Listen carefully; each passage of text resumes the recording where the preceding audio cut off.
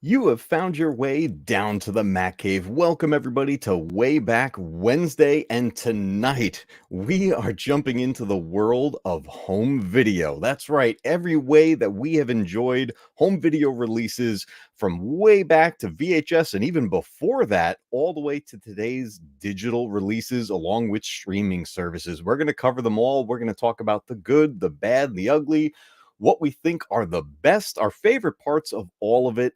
And I've got some guests that are going to join us here tonight. Tonight, our live chat is dedicated to our members, the cave dwellers here at Matcave Gaming. I appreciate everything you guys do for this channel. It is awesome having you guys all here. And we're testing out a couple things here tonight. It's been a hot minute since I have used StreamYard, so this might get a little messy here and there.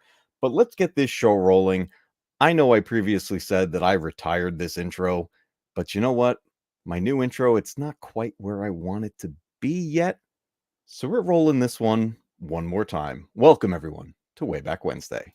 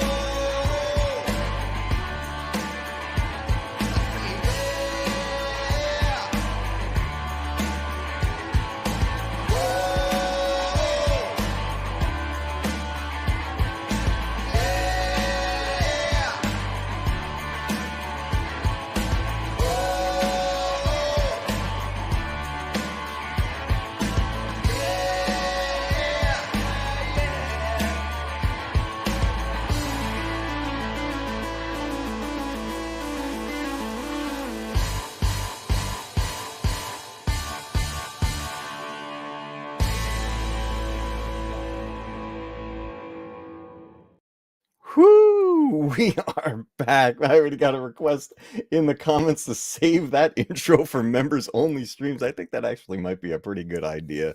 I am gonna miss playing that one quite a bit, but trust me, I have a really good one cooking. I'm tweaking it, I'm editing it. I want it to be awesome for everybody. I want to get everybody amped up for our Way Back Wednesdays, but so good to see everybody here. Let me just scroll through the chat here real quick before I bring our guests in. I see Leia Rose is here, Black Dragon, what's up, dude? Ted's Nerval is here, Scotty, what's going on, dude? Angry Canadian is here, Tripping Orc is here, Alan Copeland, the moderator of all moderators. Welcome, my friend. Good to see you guys all here. Like I said earlier, the chat tonight, the live chat, is dedicated to our members. It is a members only chat tonight. So if you're not a member yet and would like to join the conversation, check out those perks and consider joining the cave dwellers here at Matcave Gaming. But guys, without further ado, let me start to bring in our guests here, and we're going to get tonight's discussion going because I've been looking forward to this. The world of retro is not just about video games. Retro covers all kinds of things. And a big part of my life growing up were home video releases, ways to watch movies, ways to watch TV shows. And man, it started for me in the 80s, and then for some of us sooner than that. So let's bring in our guests here, and we are going to rock and roll. Let me just change the layout here. It's been a minute since I used StreamYard. There we go. Get myself shrunken down so we can start to bring everybody in. Guys, say hello to Scotty Hawk. What's up, my friend? Good to see you. What up, dude? It's been a long time. It has been a while. Sat and chat. Right? It's been a while since we had these discussion ones. I've been looking forward to doing this because sometimes it's fun to just kind of hang out with everybody instead of just playing a game while you guys watch me suck at it. I've been sick, so I feel human. This is like the first day I've felt human in a few weeks, so it's good to be here, man. Glad to have you back. Lots to talk about. Very wide range tonight, so I'm excited where we can go. Oh yeah, we got a huge range here. I have no idea how long the stream's going to go, to be honest. We could end up diving down rabbit holes like crazy. Well, let's keep going down the line. Let me bring in our great friend to the channel, Black Dragon. What's up, dude? Just been busy. I hear you, man. Life is always keeping us all on our toes, dude. Well, with my job, the having Monday as a holiday, Mhm. Everything's been making up for the last 2 days. Yep, I hear you. I worked true. Monday, but it was very slow, and then I'll tell you, everything landed on Tuesday. It was just It seemed like ours hit today. yeah. Oh, you had the jump over. Oh boy. We got a lot yesterday, but everything hit today. Yeah, man. I totally feel that. I'm sure plenty of people out there in the chat and on the stream too do as well. Let's bring in. We got one more guest coming in, then we're gonna have some more down the line as the stream comes in. Everybody, say hello to Blazerhawk Darren. What's up, dude? Hey, Darren. Oh, I think you're muted. You're muted.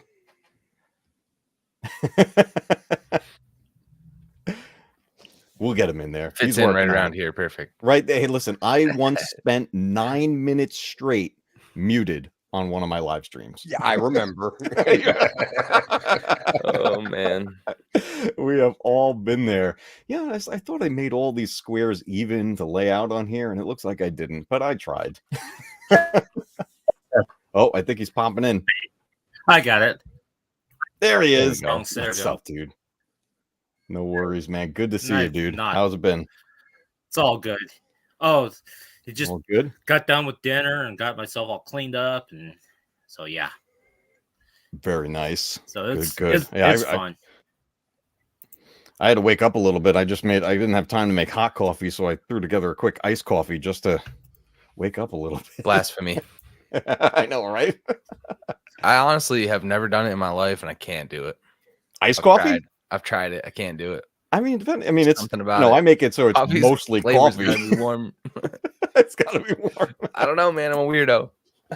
As you'll see, as the night goes on, and we talk about my movies growing up. I don't drink coffee. Oh, he's got the dew. He does the dew. That's all. You talk it. to anybody at work, I've got a refrigerator back in the warehouse that's all that's in it is Mountain Dew.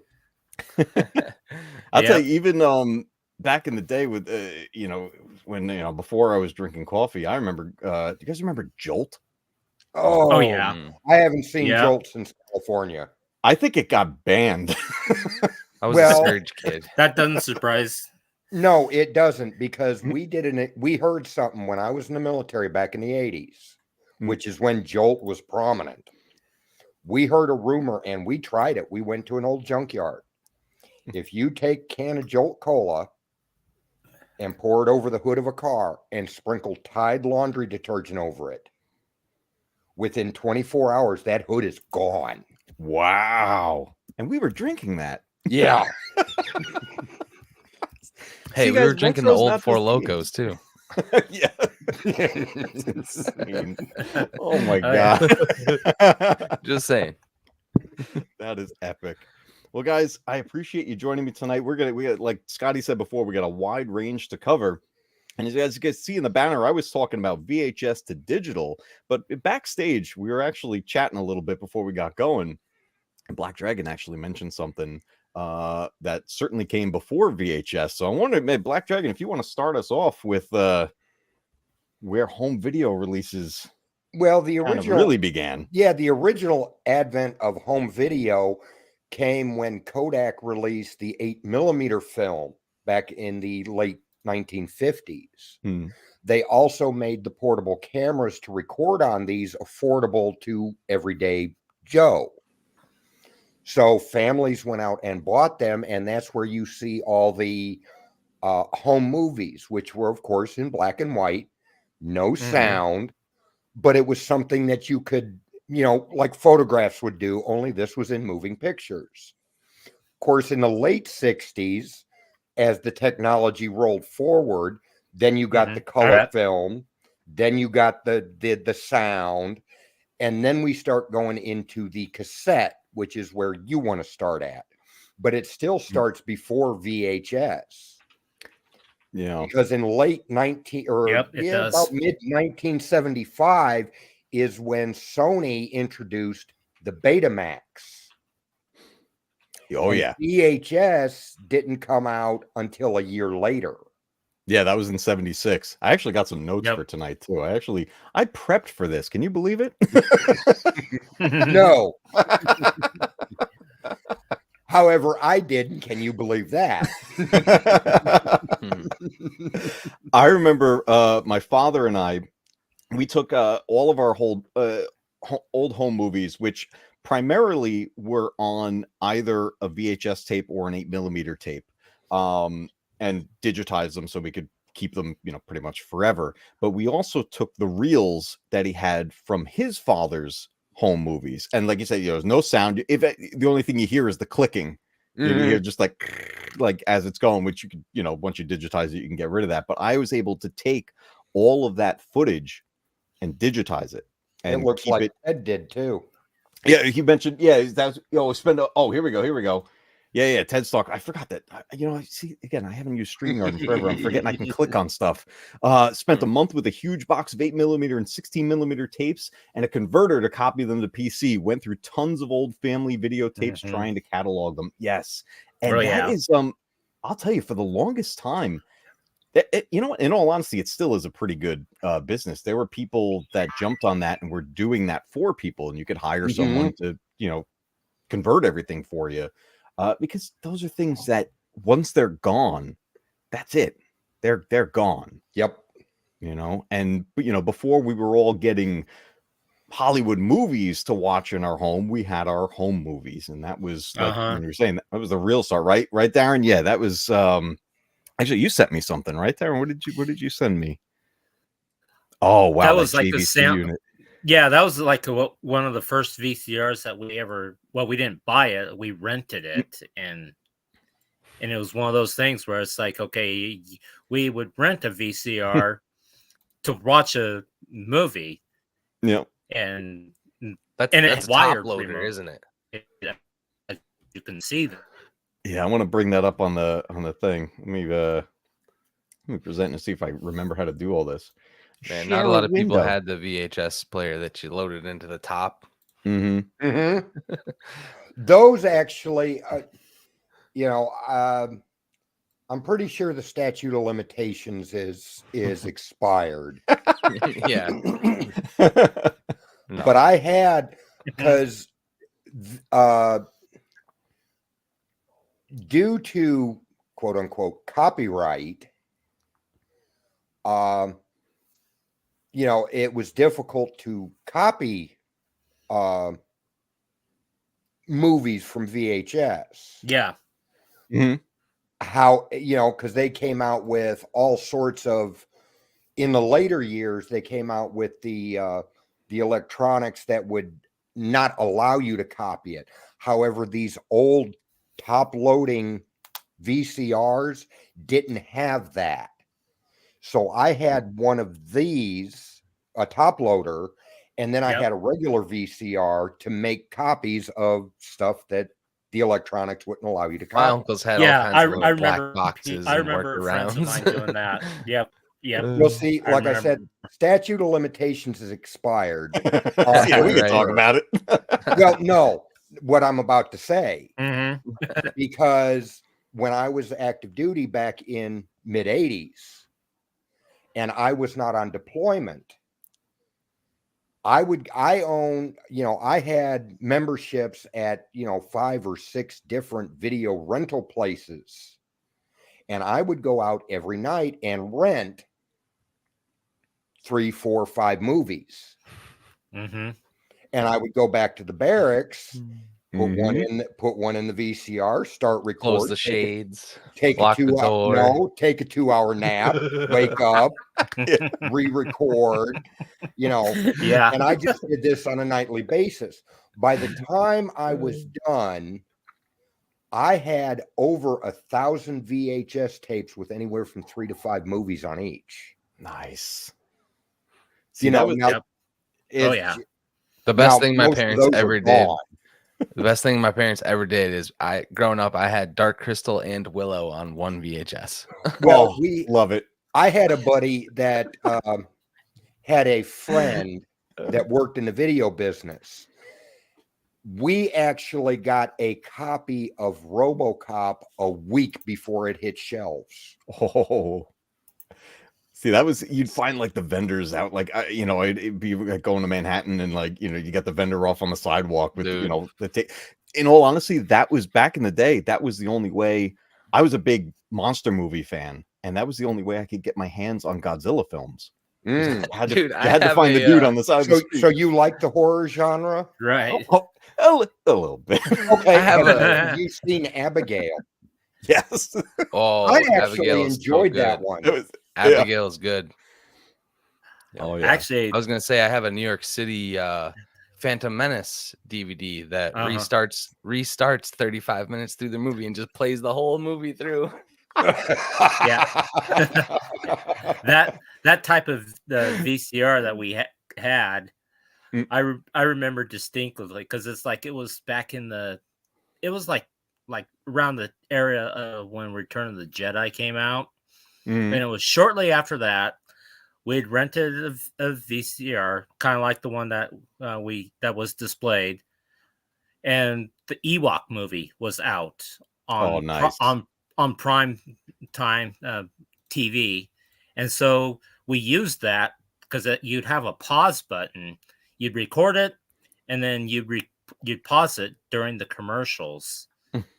And so we did that, and so we watched. So that's how we got I think that was one of the first movies that we taped. Yeah, it's funny on my old home movies. When I was about 3, you can hear my parents calling to me to go program the VCR to record something. You know, it was like we were it was like recording the Muppet Show or something like that. I'm like only 3, and you can already. It was like, I'm going to, Ted. Trust me, I'm going to. Which Ewoks movie? I need clarification.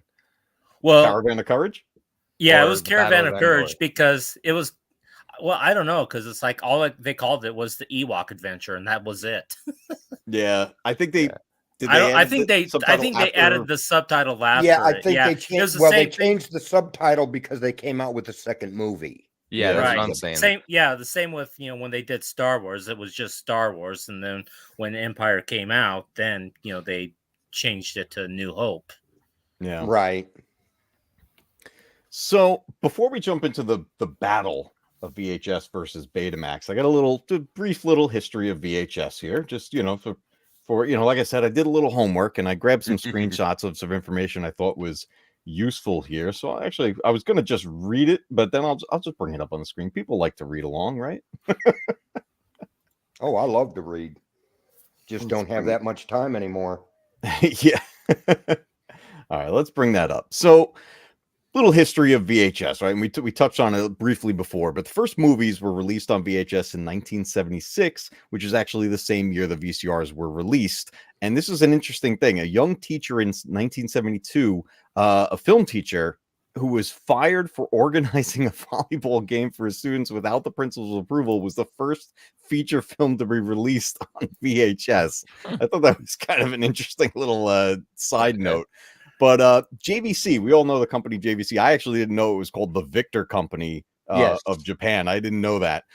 They invented the video home system in 76. It was a standard analog video recording on tape cassettes. And it was for consumer use, right? This was for home use, before things were, things would be like commercial use beforehand, and then you get the home use of things. But at the time, these things ran up there in price. I mean, we're talking like over $1,000 to get a VCR. Right. Now eventually they dropped down, so it was more mainstream, and then almost every home had at least one VCR in the house. That became a pretty big standard. But even then, we're talking $200 to $400 to get the unit. Oh yeah, and the tapes weren't cheap either.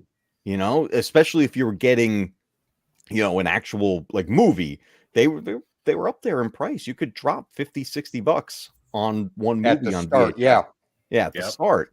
Well, that's anything that comes out, whether it be, the VCRs, the cell phones, computers, when it's new to the market, I mean, I put together a system that, well, my phone is more capable than the first computer I ever had. Yeah. But the first computer I ever bought cost $3,000.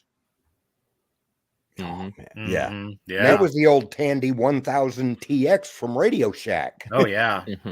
God, I miss Radio Shack. Yes. I used Yeah, to go there all the definitely. time. Me and my father would go Definitely. there all the time. Just little me and my grandfather too. We'd get just any little part that you needed. Like you're working on something, and it was just like, oh, I just need this one little barrel adapter or something. You're like, oh, I got to go to Radio Shack, and you just Yep. the road. Oh, I got a funny story on that one too. Yeah. That is a good representation. I told you earlier I was talking to a guy at work and was trying to explain the difference between VHS and Betamax, and that picture at the bottom is the perfect representation. Oh yeah. Let me bring. Oh yeah, There it is. Yeah, I don't think I ever had a Beta. No, I never had a Betamax machine. No, it was all VHS. Yeah, you could still get them, like, obviously on the used market and everything, but they get up there in price if you want to find one in good working condition. Right. They definitely get up there. But it's, I thought it was interesting how the VHS format came out earlier than I thought it did. I remember thinking that VHS hit about like 79 or 80, but seeing that it actually started in 76 actually kind of surprised me. But then I started thinking about it.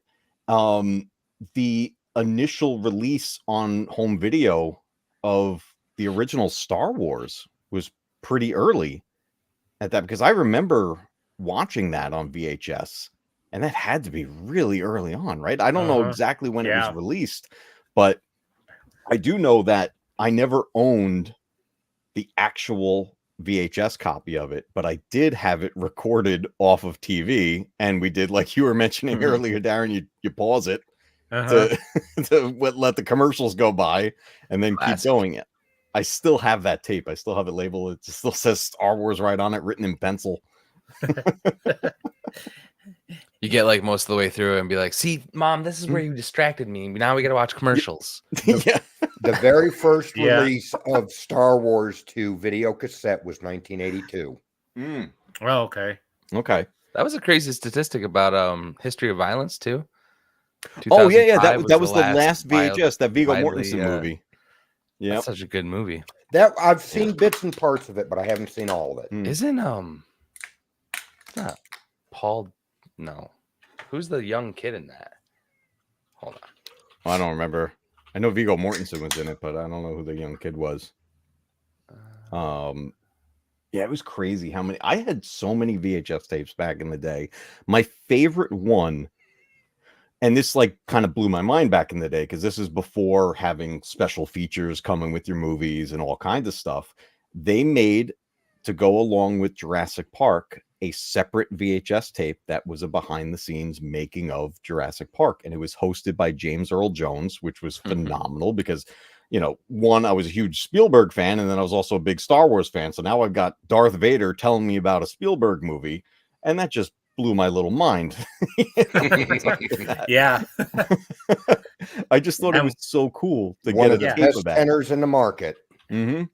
And what was nice also too about, when you get a tape to watch a movie, you'd have all that, copyright licensing at the beginning, and then they'd show a trailer.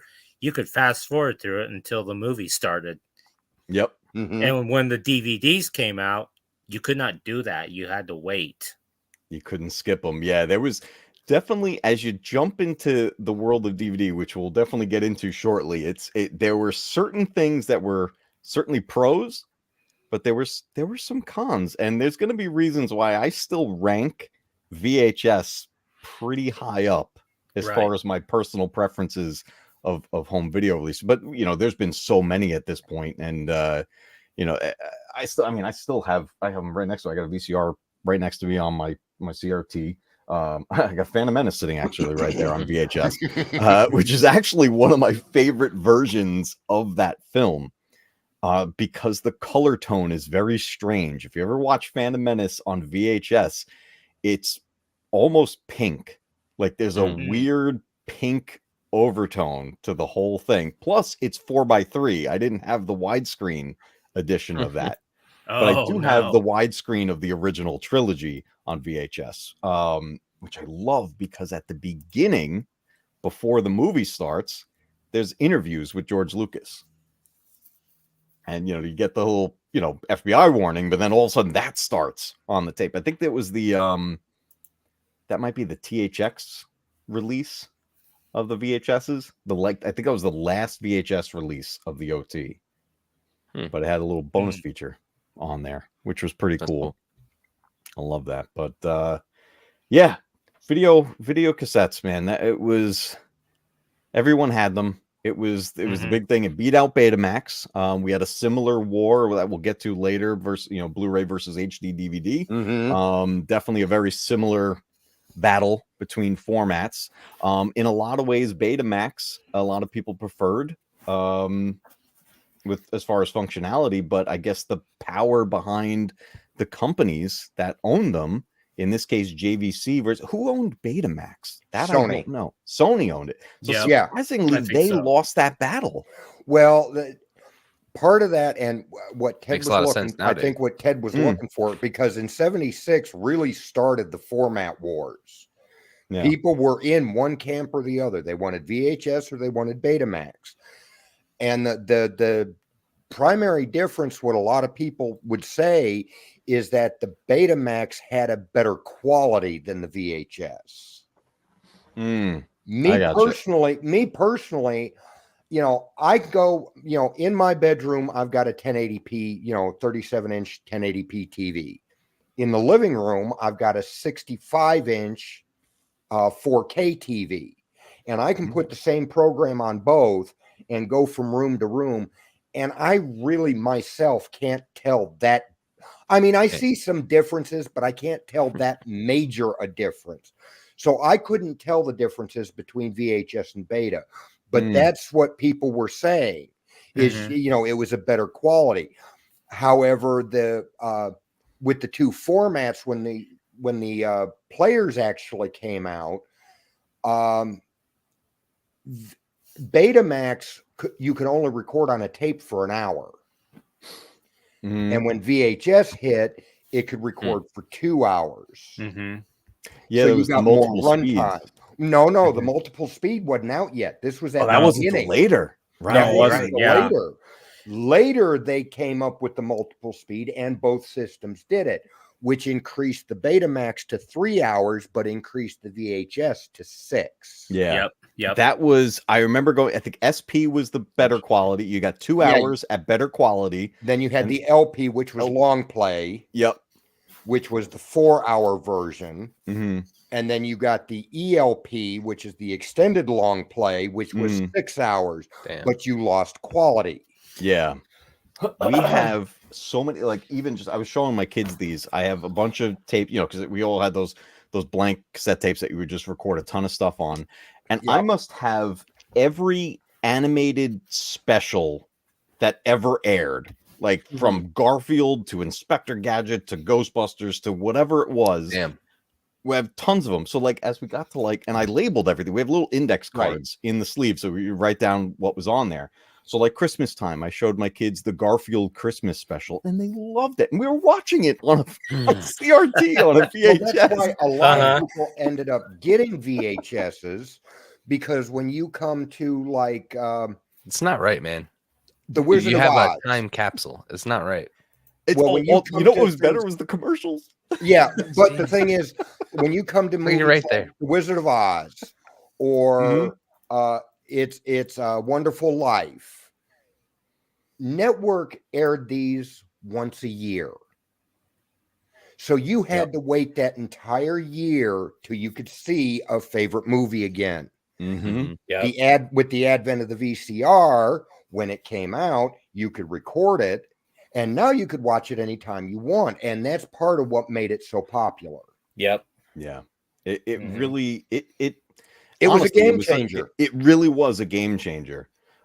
Before we push on to the next topic, we got another guest with us, and I want to bring him in. Guys, you know him, you love him. He represents one of the greatest characters in Marvel history, as far as I'm concerned. He's been doing some awesome watch-alongs with Marvel stuff, especially X-Men '97. Guys, welcome, Spidey Librarian.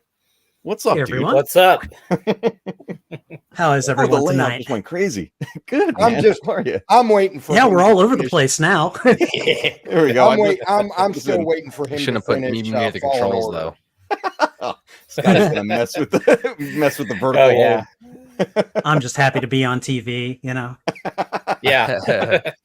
We made it. Love it. Love it. Oh, That and looks before exactly we- like the TV that we used to own growing I up. love. I can still. I think we feel all had and this TV. hear the sound of clicking those knobs. Like, Uh-huh. Mhm.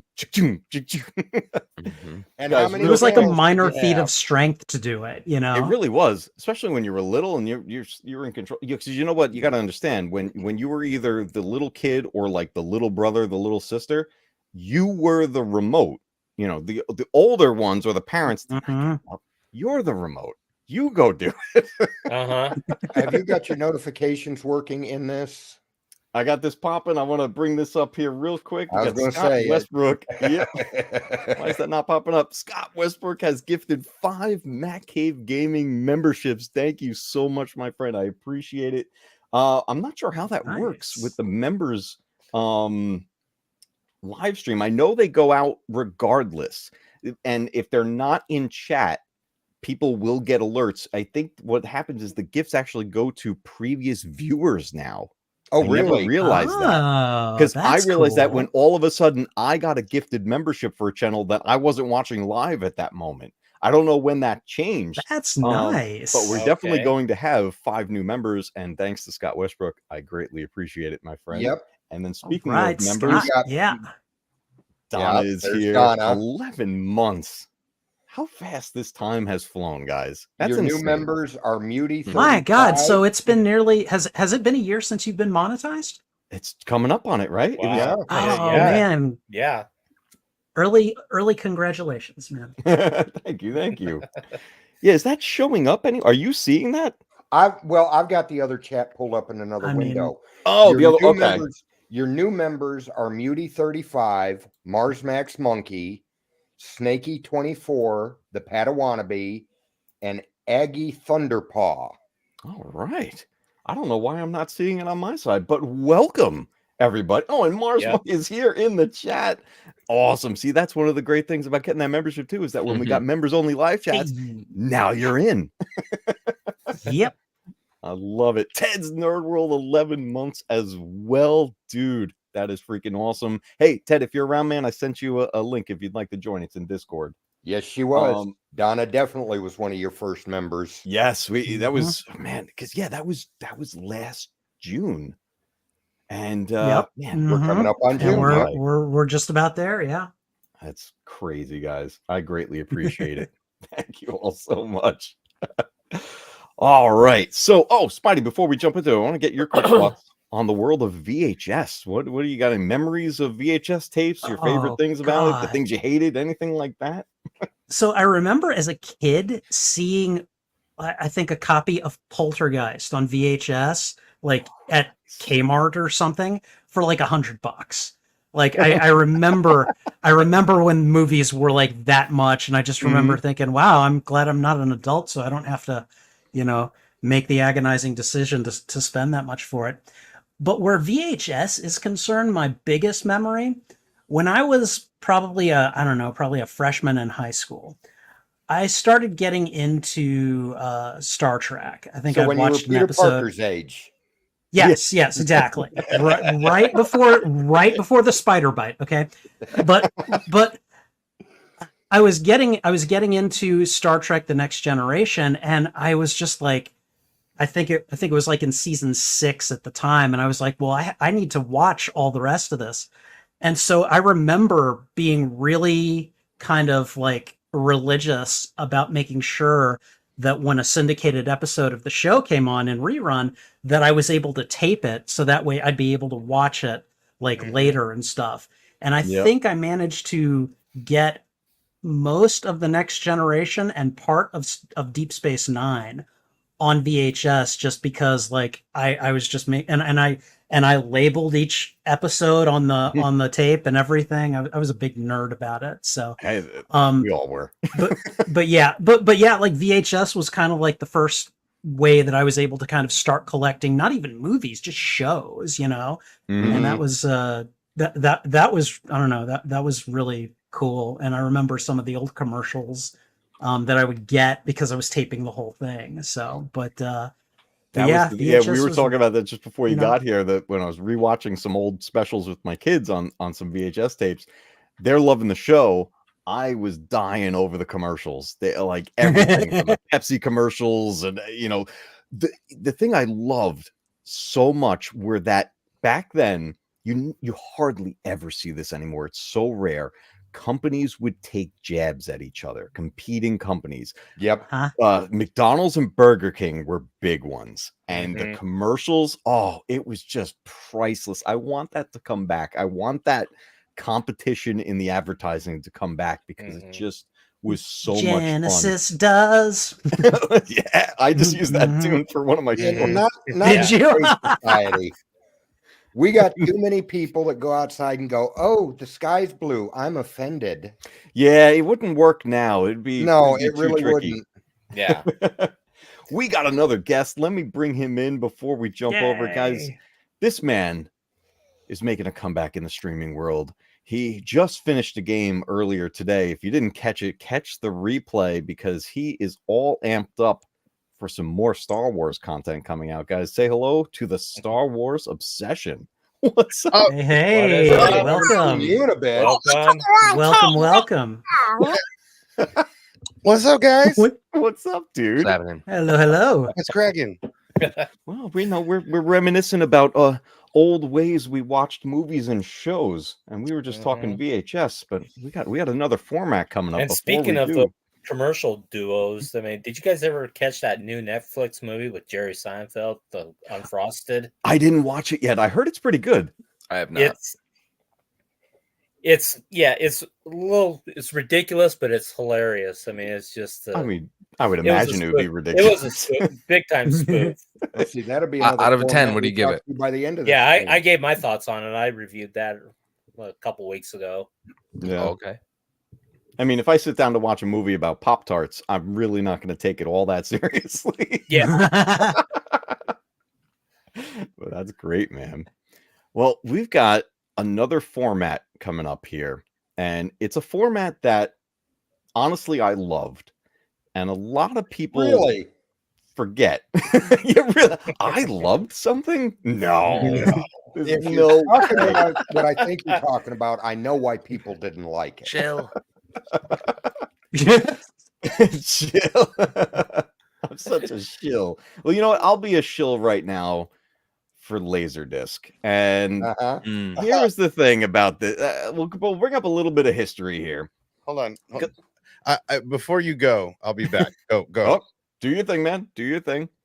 So yeah, let me zoom that in so we can do it. So this is, I didn't know this either. I didn't know its alternate name, and I wish I kind of want to refer to it this way from now on. But Laserdisc, also known as Disco Vision, I had no idea. Oh, that was now that one that is awesome.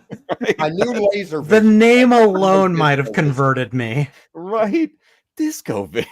It's just fantastic. So interesting how far back this went. Again, a date that surprised me. It was first released in Atlanta, Georgia on December 11th of 1978. The technology was developed by Philips and MCA from patents filed by Dr. David Paul Gregg and James T. Russell.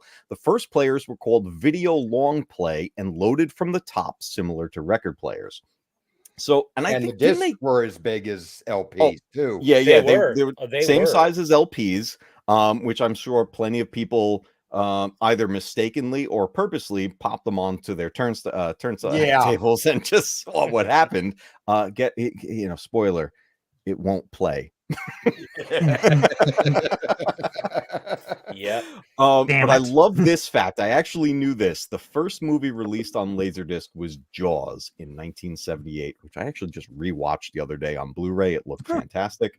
And the production continued until the year 2000 with Bringing Out the Dead. Laserdisc was the first mass-marketed optical media player for the home, and some say it was premium home cinema format that heralded an AV revolution.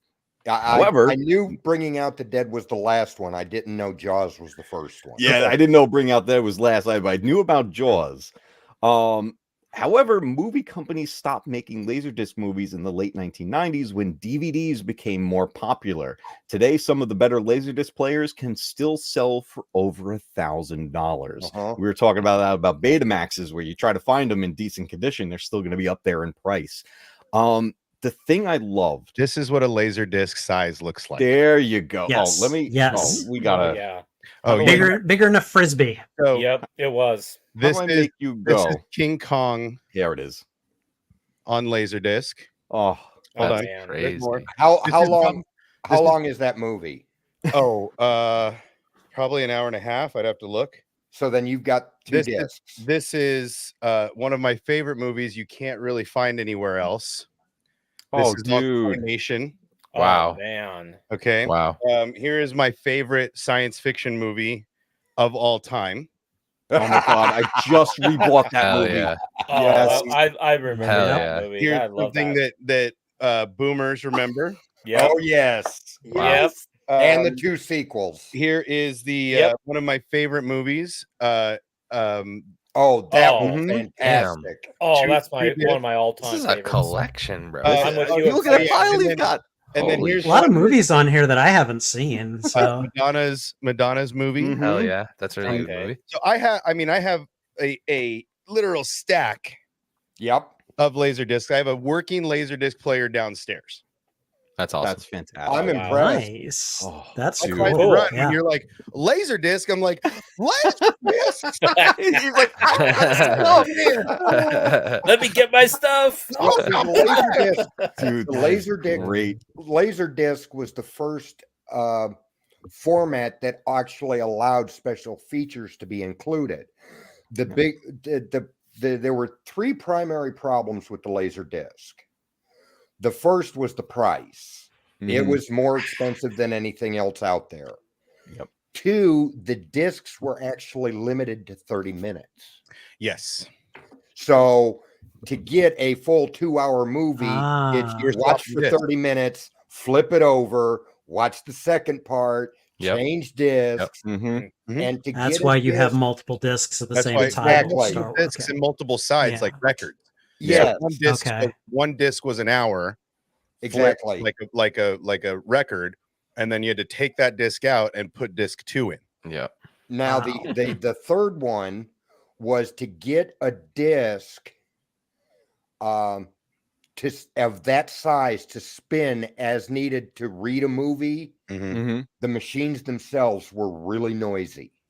Oh Well, yeah. and the laser technology just wasn't there yet, Right. right? Yeah. And the rotational ability of the two working together wasn't there yet. It was like the early version of a record player. That's why they were so Yes. Right. big, because it was Yeah. like, okay, big disc, bigger laser, blah blah blah, and then they're like, well, just like anything, once you increase the size of the rotational mass, it starts to wobble. Stabilization becomes an issue at that speed. It Yeah. wasn't like a record that played at this, rotation or double speed. This was a rotation that was moving rapidly, and it would wobble. That's where a lot of the noise came from. That's why they weren't very efficient. That's why picture quality was okay. But then when they realized, oh, let's make this smaller, and that's when CDs came into effect. It was a much smaller rotational mass to spin at that speed. Right. So this became obsolete almost immediately because it just wasn't a functional technology. It was almost a beta for CDs. Yeah. It was a technology that was in its infancy. I remember thinking, remember when the Wii came out and you had the Wiimotes, and some of it incorporated motion control, and the motion control sucked. I mean, let's be honest about it. But when you got it to work, it was pretty cool. And I know that nothing ever came of it. But when a lot of people were talking about how terrible I was, I'm like, yes, but this is just the first iteration. Like the next generation is going to be much better. And of course, we never got a second Wiimote. So whatever. Yeah, the closest we got is they added like the Motion Plus to it, which was an adapter, and then the later ones had it built in. And it did get better. Don't get me wrong, it definitely got better. But yeah, it's things like that. Like certain things become either like a little bit of a fad, or they're just like the buzzword thing to get like at that time. And Laserdisc being so expensive, lasers being so expensive in the world of VHS that has already solidified itself in pop culture and everybody's homes and everything. It just it was a hard way for it to probably compete. make a little mint off of selling all this stuff. Oh yeah, I haven't looked, but the only one that's in not great shape that would be a pain is the natural, because it's got a piece of tape across the front that will peel the entire thing apart. Yeah, just leave it on there. Yeah. Oh, I'm not moving it. But my point is, there's a couple of really old movies on here that I couldn't find on any other platform. You know, so like I could sell all this stuff because people, I mean, sealed VHS tapes are going for like 20 grand. Yeah. It's insane. Jeez, what a world. Oh, you didn't hear about what's that? Pete Davidson? Davidson went and bought every sealed VHS he could find a while ago. And then when he saw the market start buying sealed VHS for 10 grand and up a piece, he had himself a nice little windfall. Wow. That's a smart move right there.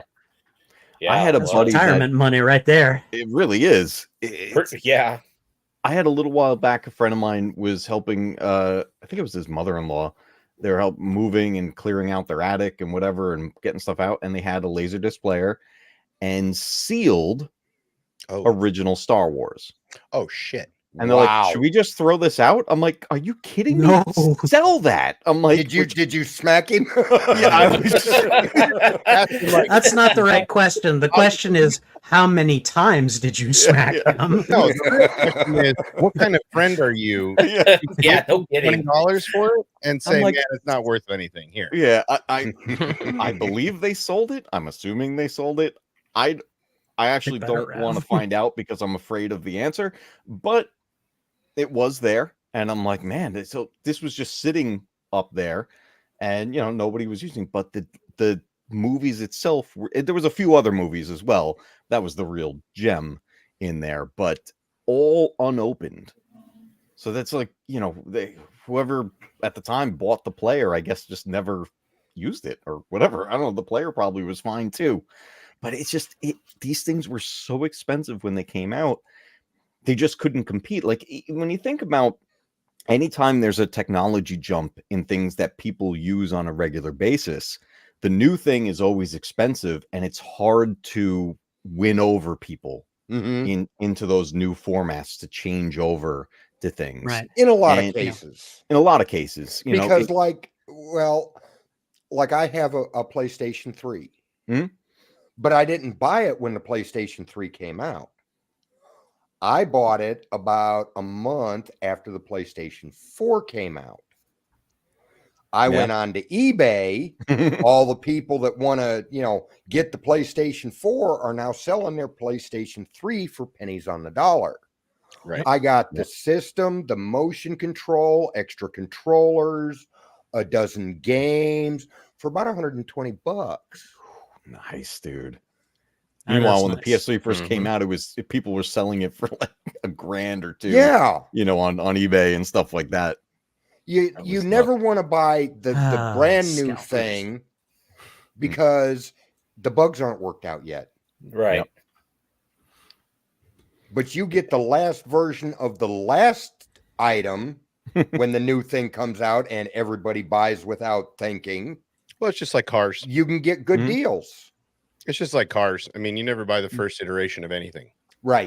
Yeah. Like the first iteration is always going to have its issues. So yeah, samesies. I mean, it's an interesting technology because it was so bulky too, right? Like you couldn't and the space was limited. There was just too much going on. And they moved past it really quick. The crazy thing is, as I scroll eBay looking at Laserdisc, there's a lot of titles that made Laserdisc that you're like, really? Really? So it's surprising which titles. I mean, obviously, like the Never Ending Story and all that stuff from the, you know, all that stuff is on Laserdisc, but then you get into like Armageddon. I think they made that on Laserdisc, right? Speed is on there. Nice. Speed is 100%. Yeah. There's all kinds. It's crazy, and you're like, I can't believe they were still printing on Laserdisc at this point when CDs, VHS was hot, DVDs were coming in real hot. It's just surprising how long they stay with, the technology. It's sometimes some things I don't think this will ever make a comeback like this did, but vinyl made multiple comebacks, including currently. Yeah, it's coming back now. Yeah, Oh, you yeah. can go into like a Target now and buy a vinyl album. Like it's just it's insane how mainstream it became again. I see a bunch vinyl. of I see a bunch of vinyl on my. There's more vinyl than there are video games out. Actual games in store right now. It's crazy. The one line that I absolutely agree with was in The Rock. When Nicolas Cage got his package and he got his Beatles album, and his buddy asked him, why'd you spend $100 on that when you can get the DVD for $10? Well, first off, I'm a Beatlemaniac, which I'm not. I like the Beatles, but I'm not a Beatlemaniac. But the one thing I do agree with, especially if you have a good system, vinyl sounds better than DVD or than CDs. Well, it's also what you grew up with, right? Like if you're used to the scratch of the needle as a child, if that's what you listened to and grew up on, even something as silly as the potty songs as kids, right? When you're listening to that on tape or vinyl, as that sticks in your memory as what sounds good to you, right? So then you fast forward to now where all they know is downloadables, right? Exactly. That's what they think sounds good. So when they hear the needle scratch or they hear the needle on a phonograph, which they don't even know that's what the technical term is for a record player. When you hear the needle on a phonograph and you actually listen, it's a completely different sound, and they think it's in perfection, right? They think the sound of a tape, even reel to reel or the hiss tape, they think that's imperfection. They don't realize that's what they actually recorded on in the day, and they've just remastered all of this with the current technology. So that's the difference generationally about retro, is that they think that it's imperfection, that you can hear the needle. And that's actually what makes it vintage. That's actually what makes what we heard it on first, what it was printed on first. Right. And so that's a weird conversation to have with, a Gen Z or an Alpha about this is what it was supposed to sound like. Yes. Yeah. I used to work in a custom home theater company years back, and worked with, had a lot of customers that were audio files, video files, and stuff like that. So we had all kinds of setups in our shop and everything. Just imagine the Matcave showing up. Cable guy. Cable guy. Oh, when that movie came out, everybody gave me such a hard time because I was in that stuff. They're like, oh, you're gonna I actually picture him more like Adam Sandler in Pixels. If you could give them extra channels, no one cared. Oh, I used to love playing everything. We had so many customers that preferred vinyl over everything else. I was working there when the whole phase of MP3s came out, and you're getting all the compressed audio and everything, and it's just it was very interesting. Same as home video, the audio side of things, music, and how we obtained it changed over time as well. And we always had people had preferences. I would say the audio files were more picky than video files, in my opinion. I think, when you're looking for those very distinct sounds that were coming from a certain type of a source, and you couldn't recreate that in things where you're compressing the heck out of it to take this song and reduce it to whatever 3 megabytes of an MP3, whatever they were, people heard the differences. And it was amazing. You'd have somebody like, oh, I got all these songs on my iPod, and you play them, hook it up to whatever, out of the little aux jack and everything, and then compare that to the same song on vinyl, and the vinyl sounded better. It's funny that you say that, because that's exactly how I explain what I do for a living. Hmm? I have a song that's recorded professionally, and then I have a song that's recorded by a person in their home, and I'm like, this is the difference, right? This is the A and B comparison. Vinyl, the reason vinyl sounds so much better is because it's got so much depth to it, right? The way that it's pressed, the way that it's made, the way that the needle, the whole idea of a phonograph is that's why it keeps making a comeback, is because it sounds so good. Plays in you. There's texture, man. It's not just ones and zeros. It is, but it's an analog ones and zeros, which is even wait a minute, which is even more crazy, right? It's not just ones and zeros in your computer, right? It's got depth to it. That's why it sounds different. Yeah. Oh, Mars Monkey Max still has his vinyls, clean them with wood glue and old Gemini turntables. Nice. Watching vinyl get pressed is some of my favorite things to witness, like, because vinyl has made this comeback, they're starting to do different things with it. So they're taking like different colors to make the records, to make the vinyl, and to watch them get pressed before they get tracked and cut is really awesome to watch, because you're watching these people take, like, it's some of the most fun stuff to watch on Instagram. I'm not gonna lie. I said it keeps popping up in my feed because I can't turn away. It's like it's like a train wreck. You're like, I want to stop. Oh, but they're using. Sounds like somebody has an addiction. It's really fun. I find it quite relaxing, but it's really amazing that in 2024, the technology that has withstood the test of time is vinyl. No other technology, not CDs. That's true. Not any other, not cassettes, nothing, not tape, nothing has withstood the test of time over 5, 6, 7 decades. I mean, vinyl was introduced vinyl is more. Vinyl goes back 100 years. Right? Oh, yeah. I mean, they were vinyl surprised me. Yeah. Vinyl has stood the test of time. Records have stood the test of time more than any other technology we can talk about that's retro.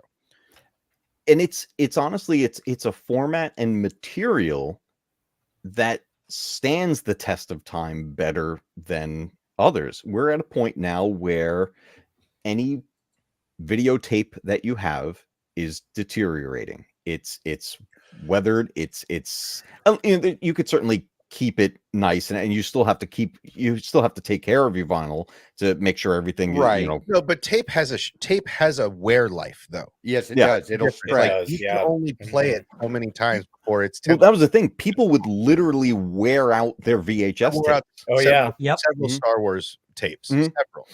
Yeah, exactly. Would just explode in the VCR. That one I mentioned earlier, the VHS, the making of Jurassic Park, I wore that tape out. It's dead. I watched it so many times. Like, that's why cassettes died to DVDs. That's why VCRs died to DVD players, because they thought you could replace it, but then people realized that you really had to baby your CDs, right? If you really wanted them to withstand the test of time. The only thing with vinyl is heat, temperature. You had to keep vinyl temperature controlled, otherwise they crack and warp, which was not always a bad thing. You played Dark Side of the Moon on a warped piece of vinyl on a phonograph. That'll be a party. I heard you see the devil. That'll be the party. Play in reverse. It's dangerous. Yeah, and how many medians can you play it in reverse and have a secret song on literally the be side? possessed? Come on, I mean, come on. Vinyl is the king of retro. I'm sorry, vinyl's the king. It really is. It really is. Yeah. Ted, are we talking behind the purple curtain rentals, or are we just talking about movies that have fun scenes?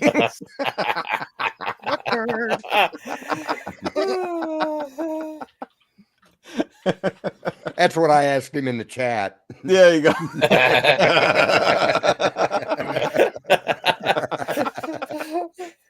That's how the Omens movie starts. It's all for you, Damien. Oh God.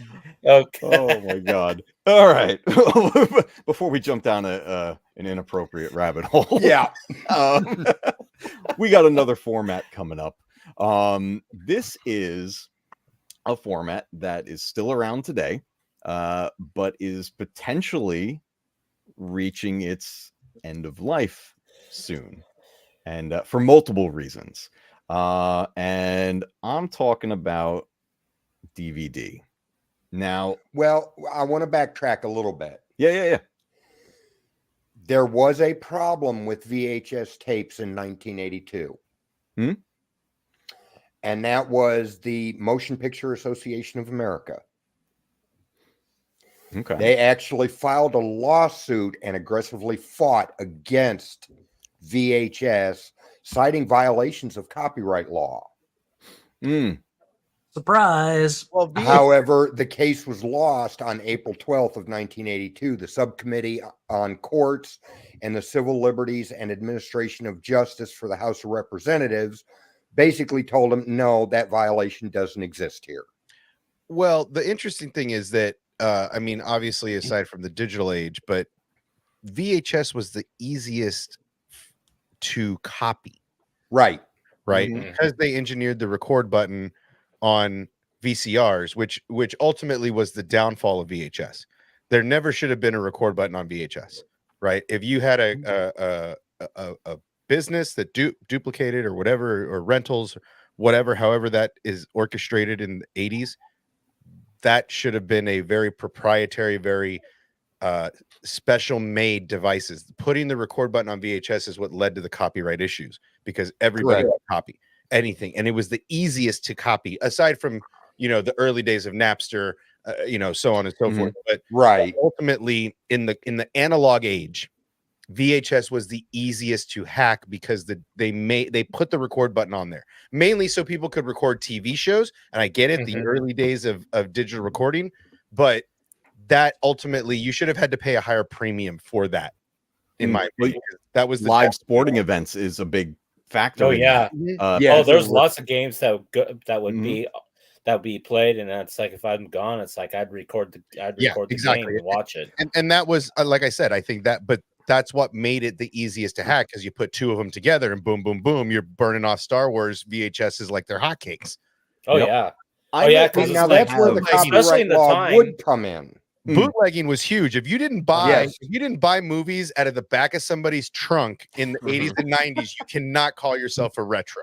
Sorry, call it how I see it. And especially when they had dual VHS. Yeah, I had one of those too. You could rent one, and then you could take your tape and record it, and then return it, and then you'd have that to keep forever. Yeah. Oh yeah. I may actually have on VHS recorded quite possibly every aired Mike Tyson fight that was ever on Showtime. So it was just hypothetically speaking, right? Oh, hypothetically, yeah. I cannot confirm nor deny any of the statements that were made. Allegedly. Yeah, so that unfortunately the progressiveness and the ease of duplication in the analog age is what ultimately led to the DVD. They needed more security. It was harder to duplicate DVDs in the 90s because they were so goddamn expensive. Oh yeah, there were ways found. Well, though, and we'll definitely we're going to run into them. the same problem here with PCs. Yep. Oh yeah. I built 3 PCs. I run all 3 of them. All 3 of them have Blu-ray recorders. Yeah. No. But that's something that's something that with the VHS is the main proponent, because I don't know many people that were bootlegging records. Yeah. Right. There wasn't a whole lot of that. It was a little harder to bootleg records, right? It was hard. It was really hard to bootleg CDs in those days because they were so expensive. But eventually, like now, that's why they're trying to get rid of analog media, because they have more control over the digital versions of all of this stuff than the analog versions. Yeah, big changes as we moved into the world of digital. Guys, real quick, we got a member chat from Nighthawk, a member for 4 months. As hell, everyone, you guys are awesome. Thank you so much. I appreciate it. Man, 4 months already, too. I can't believe how fast that's flying by. That's insane. But yeah, as we got into the world of digital, like you guys are saying, the copyright issues and the ways that the studios and the corporations could actually try to control these things became easier for them, because there was a lot of things you could incorporate into that digital signal or into the files that are put onto those discs. And with where did my present go? With the world of DVD, it came with definitely a lot of things that were pros for the studios with fighting against that, but maybe some cons along the way as well. But like we did before in the other formats, we'll do a little bit of history here on this format here. So the digital versatile disc, that's what DVD stands for, everybody, was invented in 1995 by Panasonic, Sony, and Toshiba, and released in Japan in November of 1996. Philips was also included in that.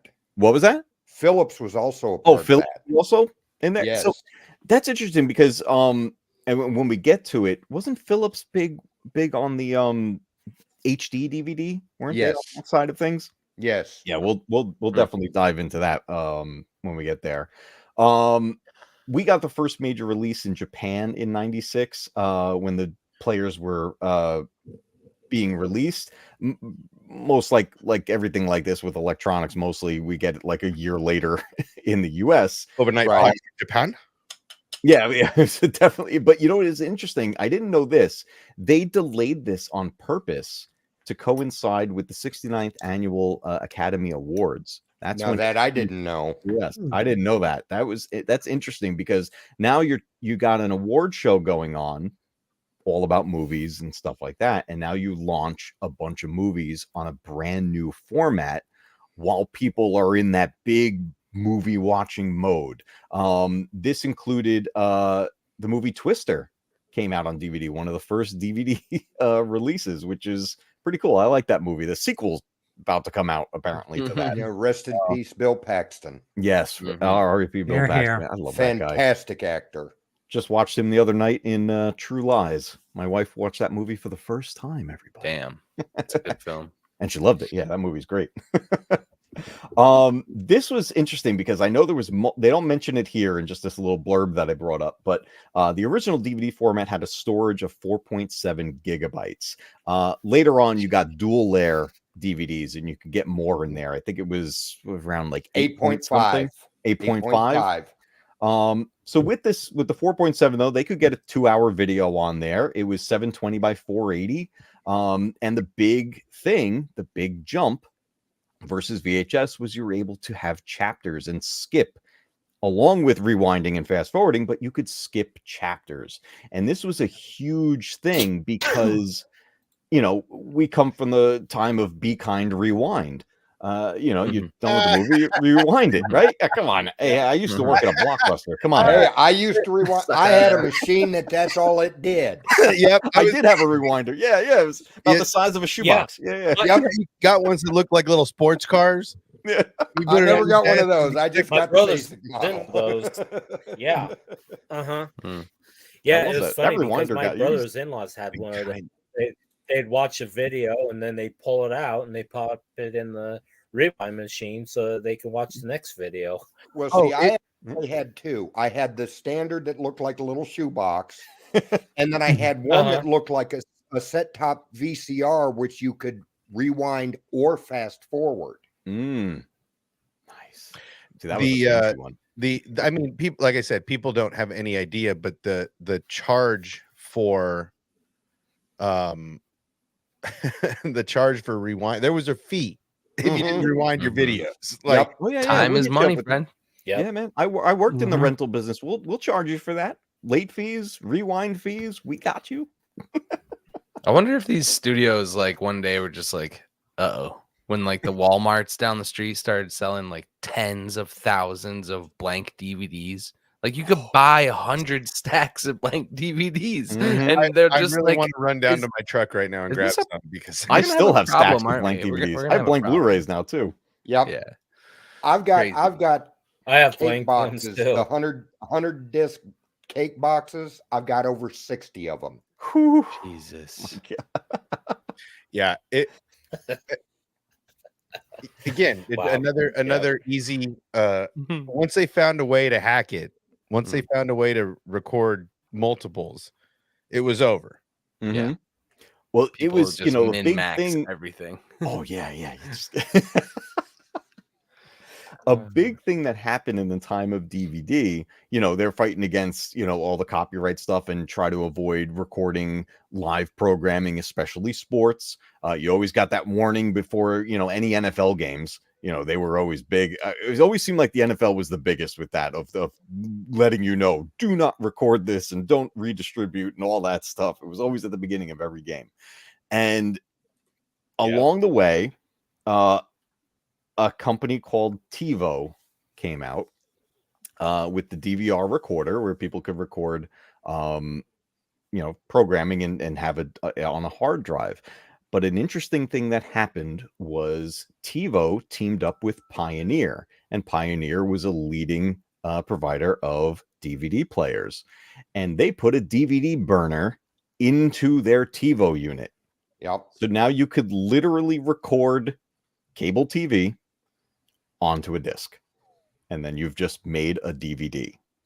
And it was insanity. At the company I used to work for, we sold them and we would install them, and the thing was an amazing product. It was an amazing thing that it could actually do. But I remember when that came out and I was like, this is going to cause issues, I think, because it's like people are literally using it for the thing that all these studios and networks don't want you to do. Well, see, the DVD company in 1998 came up with a unique way to do that, which failed miserably. Oh, it only lasted a year. Does anybody on the panel remember DivX? Oh yes, DivX. Oh my god, that along with Real Player 9 sounds familiar, but yeah. DivX was a DVD player, and you could get a movie for $1. Yeah, but you had to pay them a fee every time you wanted to watch it. That $1 got you the disc, and you could play it one time. Then it wouldn't play unless you were a subscription to their service. People eventually learned how to rip those though, and you would find DivX copies of movies on a DVD, right, or even on just a CD-ROM. Well, like I said, that philosophy only lasted a year. Yeah. And I was one of the dumb ones that bought into it at the time. I had a DivX player in about 5 movies. There you go. Was it along the lines of the what was that thing? Get 100 CDs for a penny or whatever the heck that was. Oh yeah, the Columbia House. The Columbia House. Yep. I don't know how many times I was remember that. Yes. Yeah, this was the DVD format. I feel like at the very beginning, like I think the studios and the movie companies and everything kind of felt really confident with it. Like, oh, we got it. Like everything's set. You can't skip that FBI warning. And then people started to hack it pretty quick and find alternatives. And you'd find burned DVDs of things out on the street vendors, just like with the VHS tapes and everything. Like it happened very rapidly. But the other strange thing that happened with that was that DVD caught on faster than I think people expected, because the jump from VHS to DVD was pretty extreme, not only with quality, but functionality. Yes. And one of the reasons that DVD as a format is still one of my all-time favorites, and I think always will, was because when you got a movie on DVD, sometimes it was multiple discs, sometimes it was the one disc, but you could have fun with those because they would have menus, and a lot of them were interactive. Yes. And in fact, some of them even had hidden Easter eggs in those menus.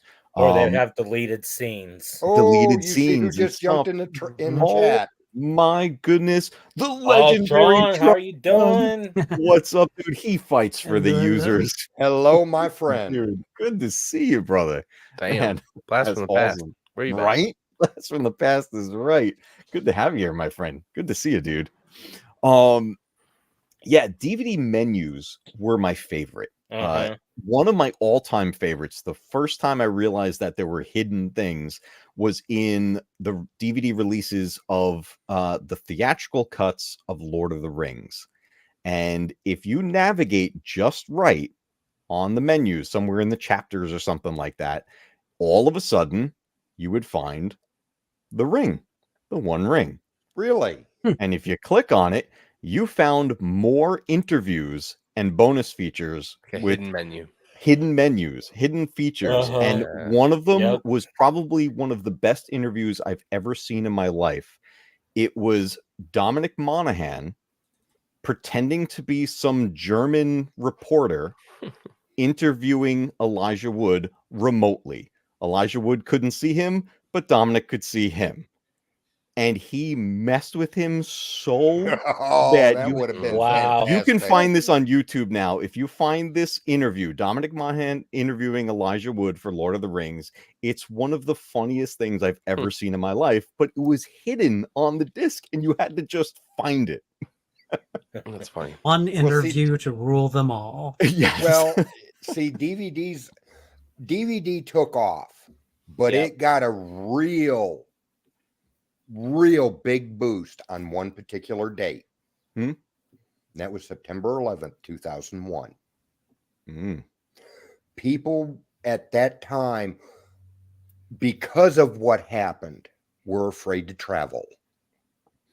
Yep. And they would cancel travel plans and use that money to purchase home entertainment to entertain themselves. So it got a real big boost at that time.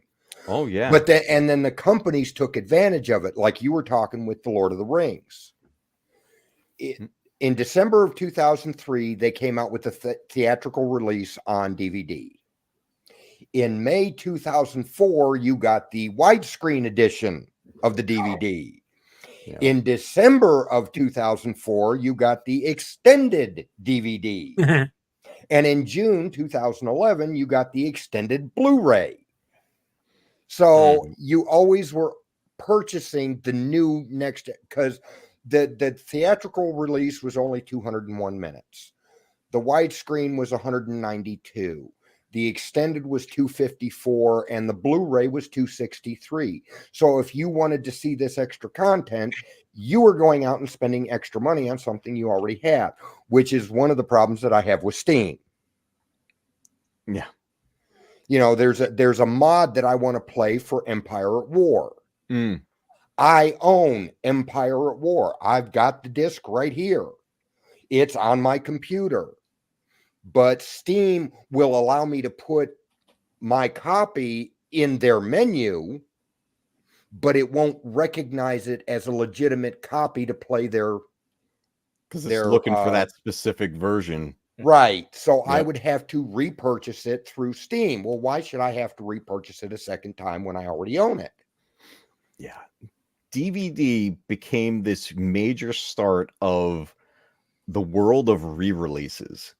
And the re-releases were crazy because even like you're talking about, like Lord of the Rings, for example, having like the extended cuts and the different formats. Then we had other movies releasing director cuts, and you're getting new editions of movies that people, once the studios realized people were willing to buy the same movie again, that was it. Like that was like, I'm might glad as well to be hear it, raining Tron. money. Oh, what do we got? What That do we got is going, Trent? fantastic. Oh, fantastic, dude. That is good news to hear. Very, very good. Yes. Love it. I've been seeing that Tron's been posting some stuff lately. We're getting some shorts out there and, you know, little videos and everything. So he's keeping the channel going, guys. Guys, if you never checked out Legendary Tron, go check him out over on YouTube and on Twitch. He's got some fun stuff. His gameplay sessions, too, are just amazing. Some of the games he plays, and just this dude will wreck me at so many games. It's amazing. Yeah, you and me both. Mm-hmm. I remember I teamed up with him a few times in Fortnite a while back, and he's just outplaying me the whole time. I was like, shit. I was like, I thought I was all right at this game. Keep fighting, bro. Keep fighting. Yeah, man. Definitely good to hear from you, dude. I love Oh that.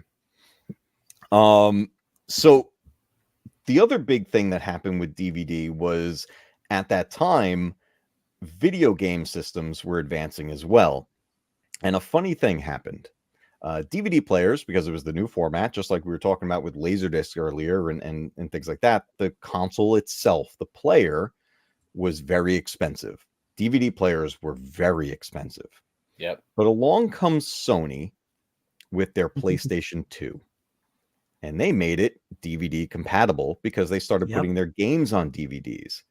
And it turned out it was more cost effective for the consumer to buy a PlayStation 2 and use it as their main DVD player instead of buying an actual DVD player. I'm pretty sure that's why I was able to talk my parents into getting one. I can't tell you. Not joking. Yeah.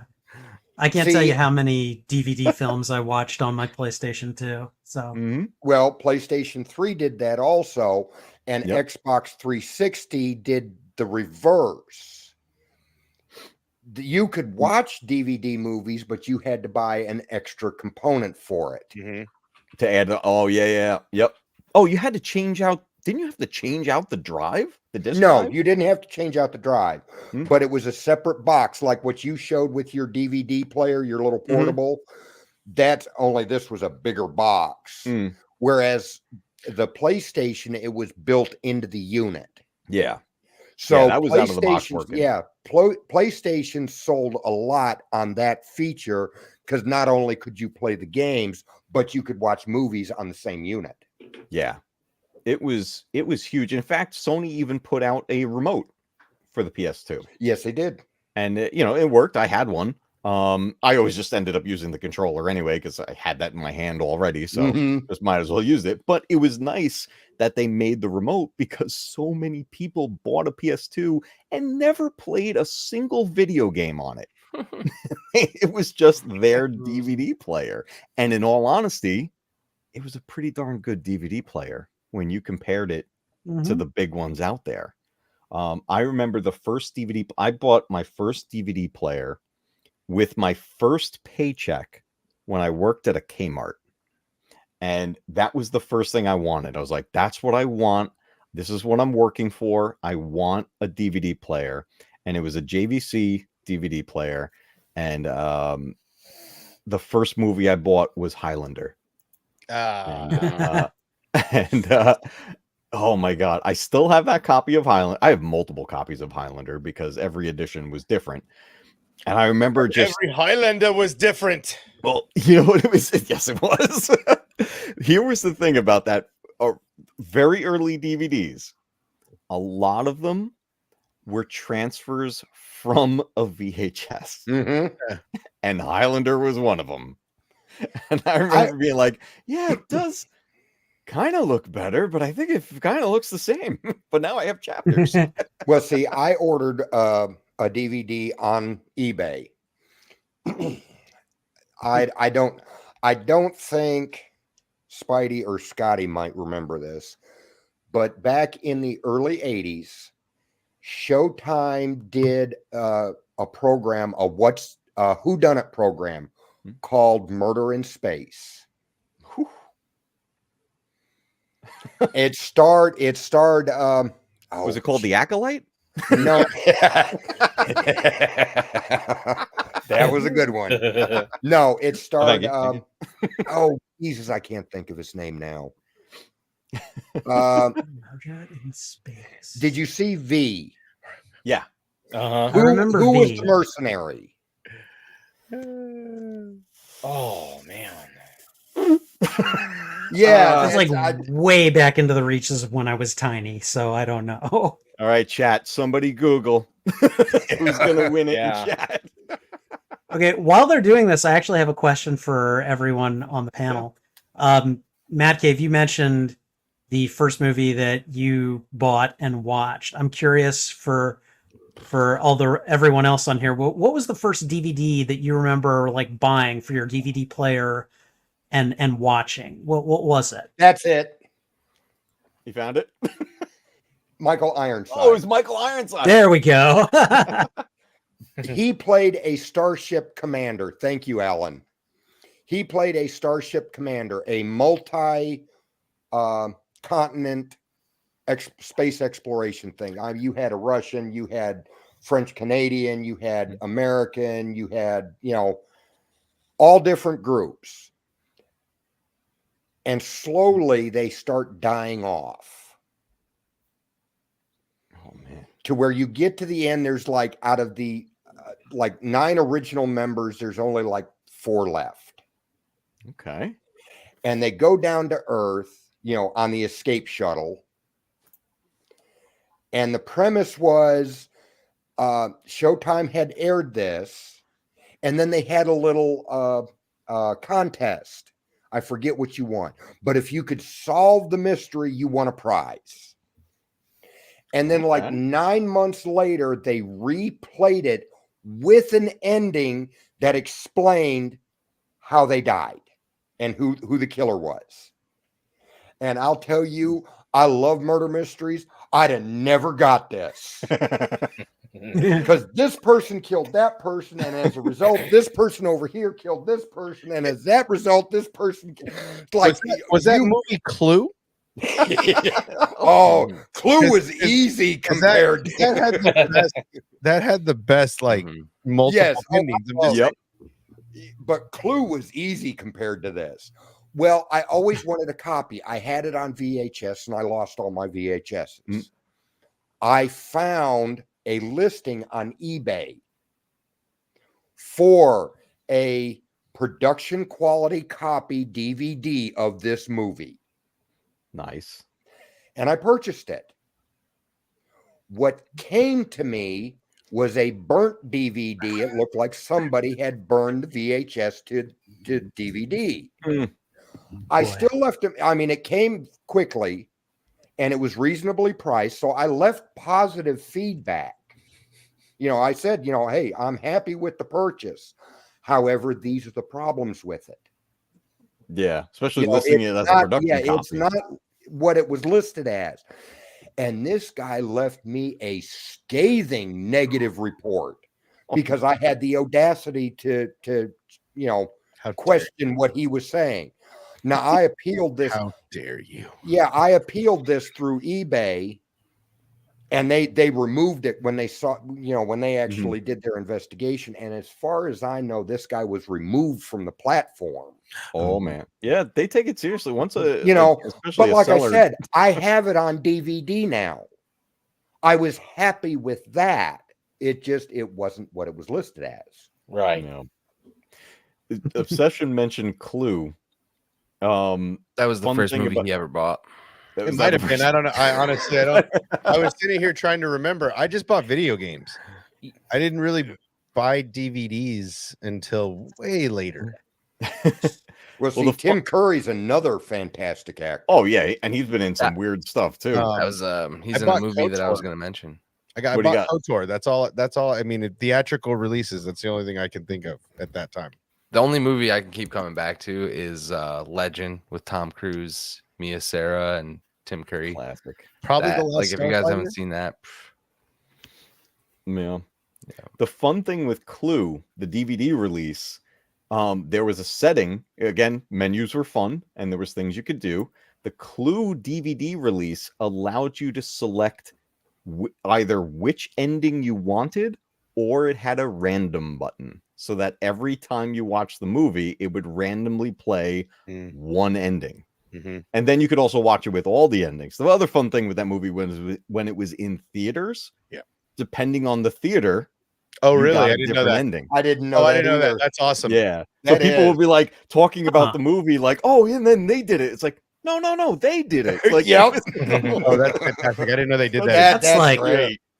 That is one hell of a troll. I love it. Right? You know, that's great. You know, and that was like way back. You know, I forget the year that came out, but Clue's one of my favorite movies of all time. I recently repurchased it finally, and I've been waiting for this forever because every release that came out after that initial 85 that came out, wow. Every release since that DVD did not have that option. So I just wouldn't rebuy it. I just kept with my original DVD. And then finally, 4K Blu-ray release put it back. Oh, really? That's it. I was like, I don't even care how much this costs. I'm buying it. I'm like, this is the copy I want now. I'm a little biased, but hands down, like not even a contest. 1985 was the best year of movies ever. You can look it up on many the great advanced movies. search in IMDb. You Back can try to to the challenge Future me. came out You'll that be year. wrong. Back to the Future. Yeah. Dude, it's insane. You get through top 20 and you're like, wait, there's more. Cocoon is on this list. Wait, I love what? Cocoon. Like it just Did Aliens come out that year? Aliens one was of them did, 86, I'm sure. I believe. Yeah, I think it was the second one. Yeah. Yeah. One of those, It's, one of the Rocky films, one of the Rambo films. Like it's just Oh my God. yeah, Yeah, Rambo 2 came out Goonies, in 85, I believe. yeah, Yep. dude. Goonies was 1985? I've only I thought named it was 5 earlier. out of the about 15 movies that'll blow your mind. 1985, man, I'm telling you. Well, see, I keep seeing all these things on like Twitch and not Twitch, X, Good to see you, Twitter, Tom. Twitter Yeah. and Twixter. YouTube. The little boxes that say, you know, hey, you're cool if you still listen to 80s music. And I always post on there. Yeah, I like the 80s music, but I still like the 70s music. Of course, Yeah. I grew up with the 70s music, so Right. Nope. That was like with I mean, music. I always You tended got to you got the listen to whatever my Eagles, you father got did. Fleetwood Mac, you know, yeah. Mhm. oh yeah. Mm-hmm. Oh yeah. All right, we've got 2 more formats left that I have at least that I plan on covering. But I'll bring up this one here because it's very similar to what we're already on with DVD. But there were definitely some changes here. Man, I'm getting really slow at StreamYard. I haven't used it in so long. Blu-ray. This was an interesting release because it came out so soon in the life of DVD, Right. that people were very resistant to going to this. And it's one of the big reasons I think also that DVD is still around. Like when movies come out, it got a Blu-ray release and a DVD release. In fact, you buy the combo pack, which it was what I always did because it was more cost effective. You get the DVD, the Blu-ray, and a digital copy. It was just the best way to get it. But these coming out so early, people were like kind of upset with this. It's very similar to when in the gaming industry, when a system would come out so soon after another one. It's like, well, I have this and all these games, and now this one's not going to do that. It was the same idea. The good thing with Blu-ray, though, it was that it was backwards compatible. You could play a DVD in a Blu-ray player. But at the start, there were 2 formats coming out at the same time. In fact, they both released. And we had Blu-ray come out, backed by Sony, and we had HD DVD that came out backed by companies like Toshiba, and I believe Correct. Philips was in there as well. The red case, high definition HD DVs. So here was and usually when you walked into a store, they were sitting side by side. Yes, and people will get really confused as to what they should be getting and what's going to play in what. But this I think is, every Blu-ray I owned for a long time, I just got for free, and then like I literally didn't have anything to play it on other than the console that I owned at the time. Yeah. Well, that was the thing. Like the PS3 would be able to play it. Black Dragon was mentioned that before. The PS3, again, just like the PS2, was a great player, and people would get that as their player. That was me for sure. The thing I didn't realize was that Blu-ray was actually unveiled in the year 2000. I didn't know that. I knew it was early 2000s, but I didn't think it was that early when the initial prototypes came out. They weren't at that time. They weren't readily available for home use. This was just, these were prototypes. 06 is when it really launched. But we had 2 formats coming out, very similar to what happened with VHS versus Betamax. And it just kind of became this console war, if you will. It was who's going to win.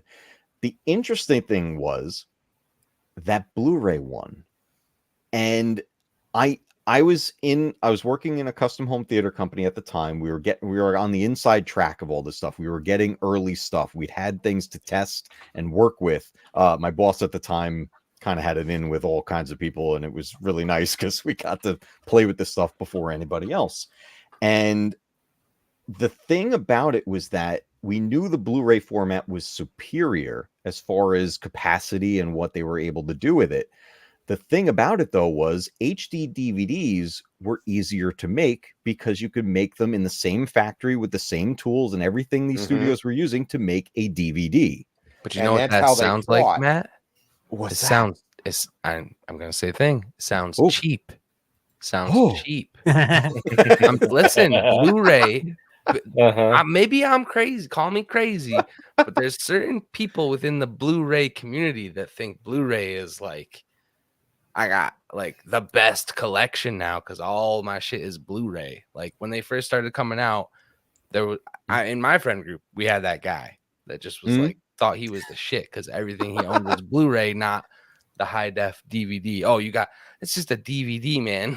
Just because they put high def on it, it's still a DVD. Like, Yeah. Well, I'm telling you, those people existed. It's Oh, the, yeah. Well, it's the This same was like thing the with iPhone the of console DVD, PC you know, whatever. wars. You know, you got your diehard console fanatics, and you got your diehard PC fanatics. You know, Yep. I'm one of those PC master race for life. Now I own consoles, but I haven't touched them in 4 or 5 years. You know, I do everything on computer. But this is where Sony fought back because it was cheaper to make those than the Blu-rays. That's when they started. What's the word I'm looking for? They started an aggressive campaign, releasing movies in native HD from their older catalog titles. Yes. That was a big boost. That, you know, being that they also had their film studios to go along with. But you know what? Universal was on the other side too. Universal was the other backer for HD DVD, and they would when Sony did that, Universal started re-releasing their back catalog on HD DVD. And don't get me wrong, HD DVDs look great. They didn't have the same capacity as a Blu-ray did, but the fact that manufacturing factories had to change over their equipment, which was expensive to do. Right. That was actually a big reason why a lot of people went with HD DVD, because, you know, people who were aware of what was going on behind the scenes, they stuck with HD DVD because like, oh, there's no way Blu-ray is going to win this because it's going to be too expensive. And then Sony knocked it out of the park and just completely obliterated the competition to the point where HD DVD studios started, for consumers who bought an HD DVD copy of a movie, they were replacing them for them on Blu-ray.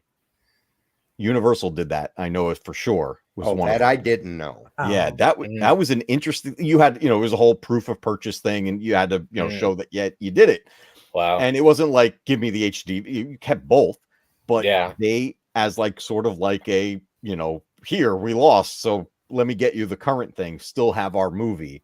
And they were doing that for a while. That actually lasted quite a bit in the beginning. Well, see, some companies did that. I mean, when you look at, you know, most of the catalog that they replaced, you know, when they transferred, were like Star Trek, The Next Generation, 2001: A Space Odyssey, Star Wars, Blade Runner.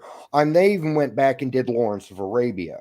You know, now to do like The Next Generation, it cost, in 2012, it cost the company $12 million to remaster that. They actually had to go find 25,000 canisters of film for the project. You know, they had to redo them and transfer them to, you know, 1080p video and 7.1 surround sound. You know, some of the episodes that you got, they actually put cutting room floor pieces in there, and some of these episodes got extended by, you know, 12, 13 minutes. And that's, you know, that's how they fought back.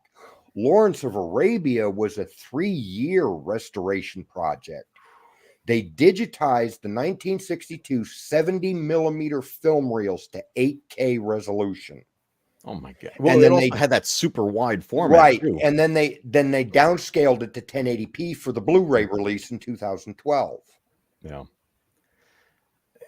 It's just, it's seeing these format changes like that and what these studios kind of had to do to win over consumers. Because again, we're still like, this was in peak DVD realm, and people were going to be hesitant on switching over. Yeah, I don't and- think I owned an HD DVD. Yeah, I mean, there were plenty of people that got it like early adopters, but it faded. That battle went on, it went quickly. This was like, Yeah. less than a year. This was like all within 06, everything kind of just transitioned. And then you start to see, go to stores and see Blu-rays on the shelf along with DVDs. And then you start to see the DVDs fade a little bit and more Blu-rays. This is a format that obviously is still around now. It's a current format because they've now even adapted it to the 4K Blu-rays, increased disc size, and getting the 4K copies of things. And the functionality being so similar to DVD, easy for people to transition to that way. Mm-hmm. Were we doing a Brady Bunch thing? What are we doing? You're good. and, but I'll tell you, there was something, the thing that got lost in this was kind of the fun aspect, and why I like DVDs more than Blu-rays as far as functionality. The menus got boring.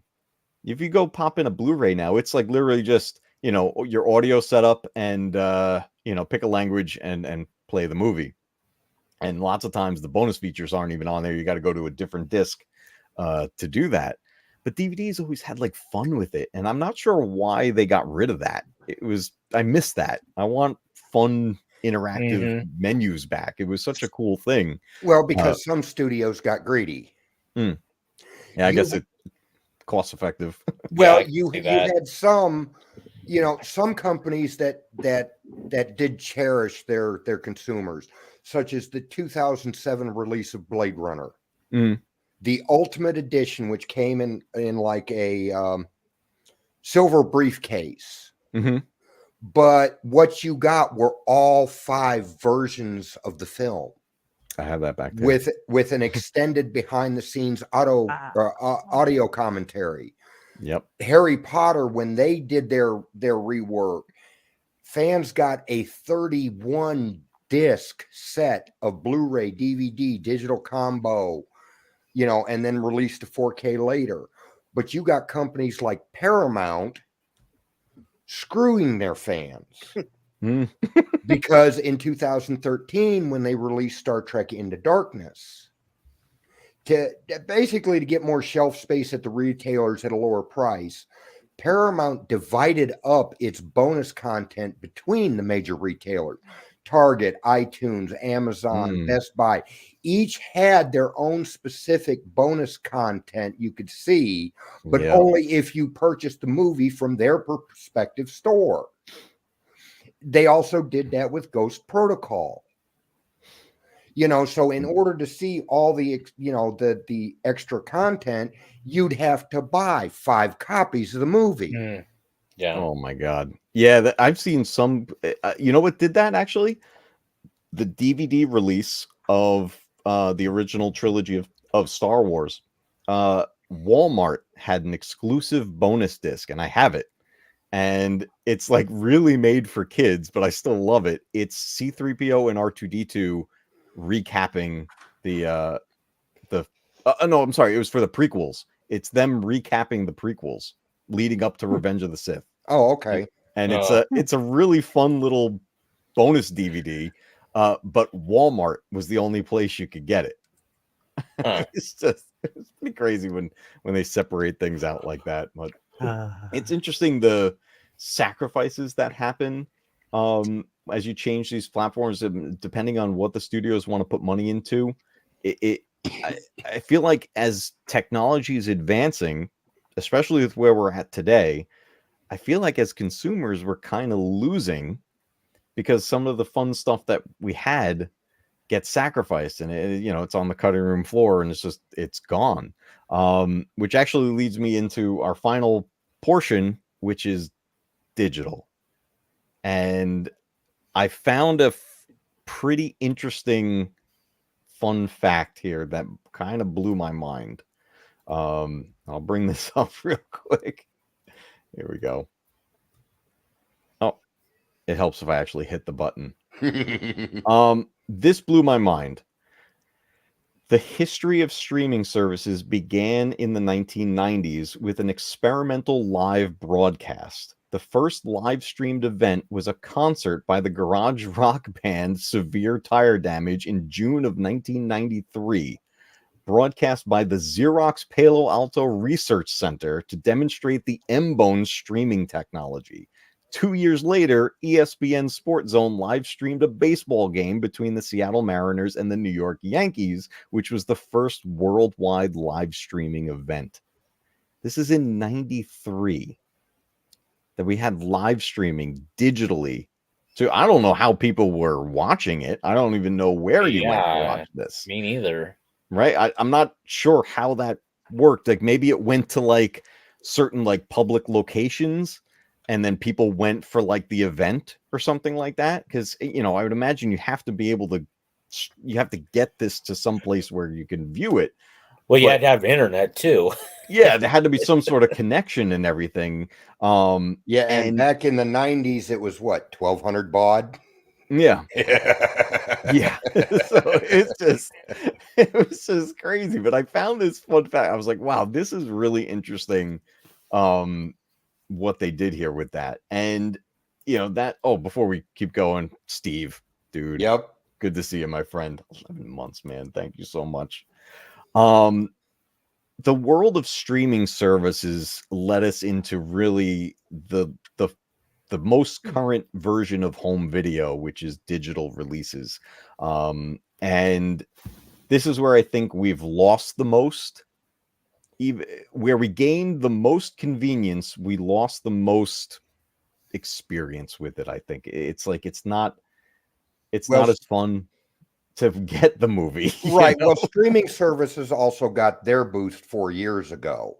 Yeah, you know, that's why a lot of theaters are shutting down. Mm-hmm. You know, because people aren't going to. They release a movie to the theater, and a week later, it's on streaming service. That's the thing, and I love going to the theaters. Oh yeah, but in all honesty, it's few and far between now, because I'm like, you know what? Yeah. I'm gonna see that movie in a week, right? Well, now there are some that are just well worth, and you know, my hats off to Tom Cruise, because Top Gun Maverick was supposed to come out about a year and a half earlier than it did. And Tom Cruise put his foot down and said, no, we're not releasing it this way. This is something that needs to be experienced in theaters. And he was absolutely right. He was. And I went to the theater to see it. So and did I. Absolutely loved it. So yeah, me too. And it was great. You know, you go to things like, you know, you go to the Ghostbusters 2016, which was a fun movie. If it wasn't associated with the Ghostbusters franchise, it'd be a good movie. It's not part of the Ghostbusters franchise, though. No. However, Afterlife is. And seeing those on the big screen, though, it's an experience. I miss these movies on in the theater, and then I miss driving. Sometimes a year. Yeah, you know. I mean, another big movie during the pandemic, of course, was Spider-Man: No Way Home. He got butts into seats when, you know, like people were still dealing with social distancing and, you know, the need or whether or not to take the vaccine and all that stuff, right? Too. So, well, I mean, people call me, you know, you can call me whatever you want, but I never social distanced. I never wore a mask. I didn't get a vax or any of the boosts. Oh, and there's one other thing I didn't catch: the virus. I got it pretty late into it, but it was definitely something that I found myself being pretty secluded like at the time. And I'm pretty much of a recluse anyway. I mean, I go to work, I come home, I watch some YouTube videos, I hang out with, you know, friends online. I don't have a whole lot of real life friends that I hang out with a whole lot. I mean, once in a while. But, you know, I'm just as happy sitting at home watching a movie.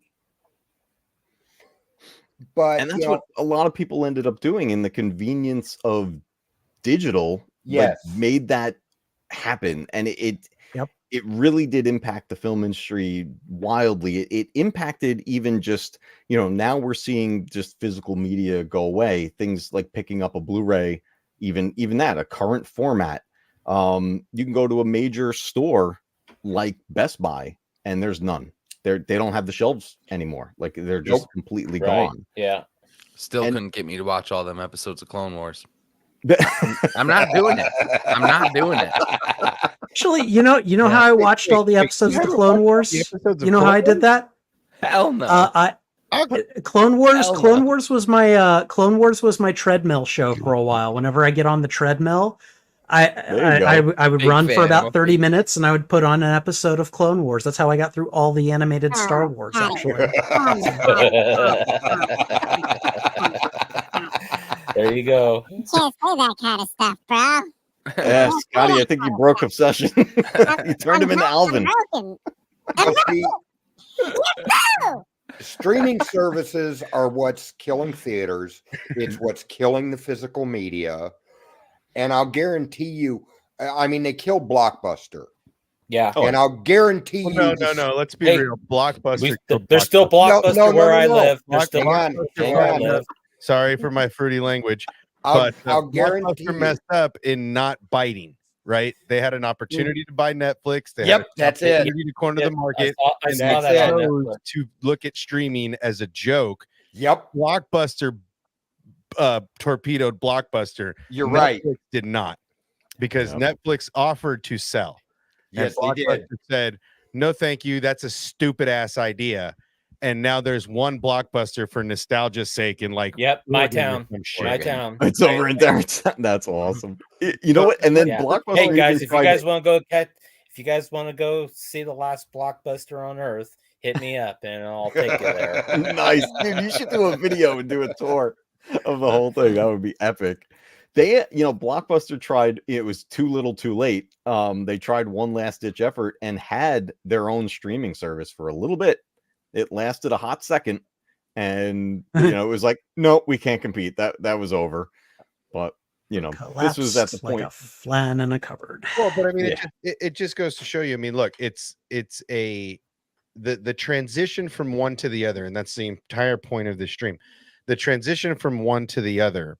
Blockbuster is the perfect example of not wanting to adapt to the change of the time. Yes. And Yeah. so Exactly. other companies along the way, RCA, Sony, Magnavox, all of these companies didn't stop making VHSs when DVDs came out. They just started making DVD players, right? They continued on the pathway. Yeah. Blockbuster and all of the stores, what were some other ones? Hollywood Video. Yeah. There were national chains that had a lot of money that chose to root and say, this will not take off, right? This will not be a thing. There are not enough people that want this. And they got checkmated by technology. Yes, they did. Yeah. And so I don't feel sorry for the Blockbusters. I don't feel sorry for the, unfortunately, the Toys R Us's and the stores that have closed. They're coming back. Due to they're coming back slow, but they'll never be what they were. No. Yeah. 300 plus stores nationwide. You'll never have that time frame again. No. You might have a nostalgic one like an Apple store or all of these other things, but that time is over. The internet technology has outed not just the technology, the analog technology, but in everything we do. So if you're not going to change and adapt, you're going to die. And there's several companies that have done it. I got I got Matcave going about 2 weeks ago. All of a sudden, out of nowhere, I got a craving for a Burger Chef cheeseburger. And a lot of people, when I said that to them, look at me, like a monkey doing a math problem, going, "What's Burger Chef?" Yep. I didn't even know. I didn't realize that they were that initial point. Like, which one? It was from Burger King that took it, right? Well, no, actually, they sold out to Hardee's. Mm. But they were a major competitor back in the 70s and 80s. I mean, here's the thing that the streaming it changed everything in the way we communicate, in the way we watch things. Google buying YouTube, all these companies buying up these other ways of doing things. This is the evolution. I mean, and we're ending the end of an era is coming. The end of physical media being sold is coming to an end, right? And the thing that I always found fascinating is why are we at this point, and why didn't it go to SD cards or flash drives or something you could stick in your computer and watch and take with you if you're not on a networked computer, right? And it's just like they just skipped it. They just skipped that entire technology to just go right into, you have to be on our services to watch the movies you purchase, which is crazy. Well, what's worse is, and part of my adamancy about sticking with physical media is, right now we're at the same place we were about 10 years ago. Companies have control over the content that you watch. You have to pay a hefty price to get the content you want. And even then, you might still lose content over over stuff that they've dropped, even though you paid for it. Well, even to the point where they've made shows. I'll use Disney as a platform. They've made shows like the Mighty Duck Game Changers, right? A cute little show in its infancy, and out of nowhere, Disney decides we're going to delete all of this stuff, and you can't find it anywhere. So it's almost like it didn't exist, right? You can't find it on a DVD, you can't find it on a Blu-ray, you can't find it on any kind of media because it's They've done just that with several gone. shows. Yeah, They've done that with a lot of shows, and that is the unfortunate consequence of evolution, right? Is that we are in a time where something like that was enjoyable in its first season is now just outright gone, right? And so you can't go back and revisit it because it's just gone. And that's the one of the unfortunate downfalls of the evolution, is that here we are where you can go buy a physical movie because they're still making the movies, but shows like this that are they experimental? I think it's more like, I don't know, man. These companies feel like putting a show out like that, having it be a loss, is like a really bad thing. Like, I don't know when these studios started getting so sensitive, but like, that exists. You made it. It should just be there, because content like this is evergreen, and kids are still gonna get introduced. Kids are still gonna get introduced to the Willow movie. Now you're gonna tell me I can't? Oh, they did more stories in there, but we can't watch it because they took it off the platform. Right, exactly. And I'm still mad about that. Just let people choose. I never got around to seeing it before it's gone, and that's the problem with this style. They're so sensitive about their well, it's not like they don't have the server space, right? The mouse owns everything. It's not like they don't have server space. Come on, like you can put it, label it trash. Put a little trash bin, the publicity that they're getting, and all but own your trash, basically. Right? Yeah. Somebody likes a trash. Look at all of these B-list movies. Look at all of these CD movies, these awful horror flicks that people love watching, right? There's horror is its own beast. No, but I'm saying there's awful movies everywhere, and somebody likes those awful movies, right? Yeah, I am a fan of awful movies, not awful horror movies, but there's obviously I'm a Star Wars fan, so I'm a fan of awful movies. But this idea that not owning what you've made, not giving the actors an opportunity to show off, even if the show or movie sucked, their acting ability, it's just such a limiting thing from such a large company that has more than enough server space. If you don't want it on Disney Plus, put it on Hulu. Put it on ESPN Plus if you hate it that much. Yeah, put it on.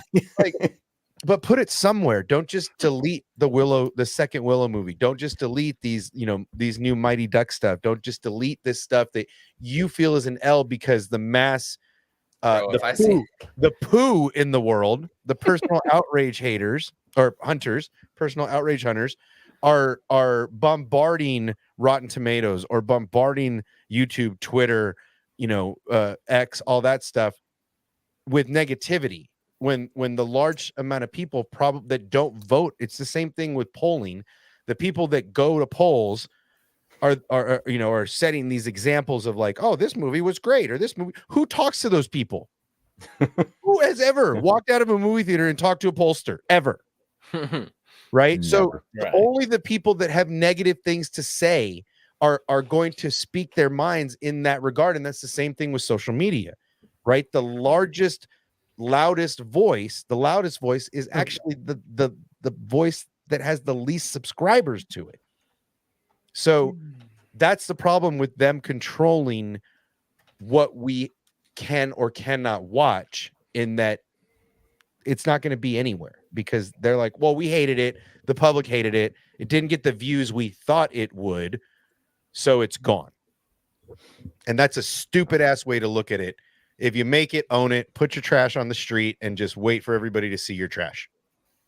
I agree. Not everybody can make a masterpiece, that even like one of my favorite writers is Neil Gaiman. He has written some great novels. He's also written some terrible ones. And it's like, just admit that you screwed up and let's move on. But not everybody bats 1,000. Nobody bats. Nobody exactly. Content. There's and it's art. That's the difference. I guess that's the part that bothers me is because of this large presence in social media of the voice, the loudest voice in the space being negative towards whatever you put out. The problem with that is you don't see the positivity. So not being able to click on enough positive videos, enough positive tweets about what you've just created or what's out there leaves the media holders thinking, well, we made trash. Well, it's not to mention like with streaming but it's art. It's art. It's subjective. Exactly. It can change over time. This is my argument in the stuff that I cover is that age, like everything, most things that are art, with age comes more value, right? And so these shows could get better with time, could hit another generation. Maybe you missed the generation, right? Maybe the littler kids are going to enjoy it more than the bigger kids are right now. But they're limiting what is possible by pulling this stuff. Willow 2 could have aged amazing with a little more time in the hopper. Yeah, I wish I could have seen it. I didn't see it. A lot of people didn't. But it is just at that point though. That's the problem. It is just after 10 o'clock, so I've got to go. But before I do, I want to make one last point, just kind of about the different kinds of media that are out there. I'm a public librarian, and so one of the activities that I do in the library is that I put on like a movie every week for our teenagers. And I have to request discs from other libraries, or I found out recently that I can use my Vudu account to show things digitally. And I think it's an interesting problem that I think we're always going to have. And this is why I don't think physical media will completely go away. It will mostly go away, unfortunately. But like, one of the worst things about using DVDs that have circulated through the library system is that you're gonna find one that skips, and it can ruin the entire movie. It can hold up entire scenes, and sometimes I just have to stop the movie early.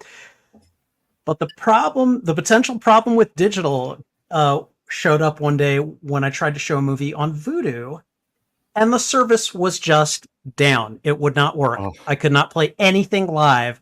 I had to go and find a DVD of something to show our kids. And it's just kind of like, this is you know, there are pitfalls and advantages to every format. Yep. And so I think in a lot of ways, there's always going to be that struggle, that dichotomy that we have to deal with.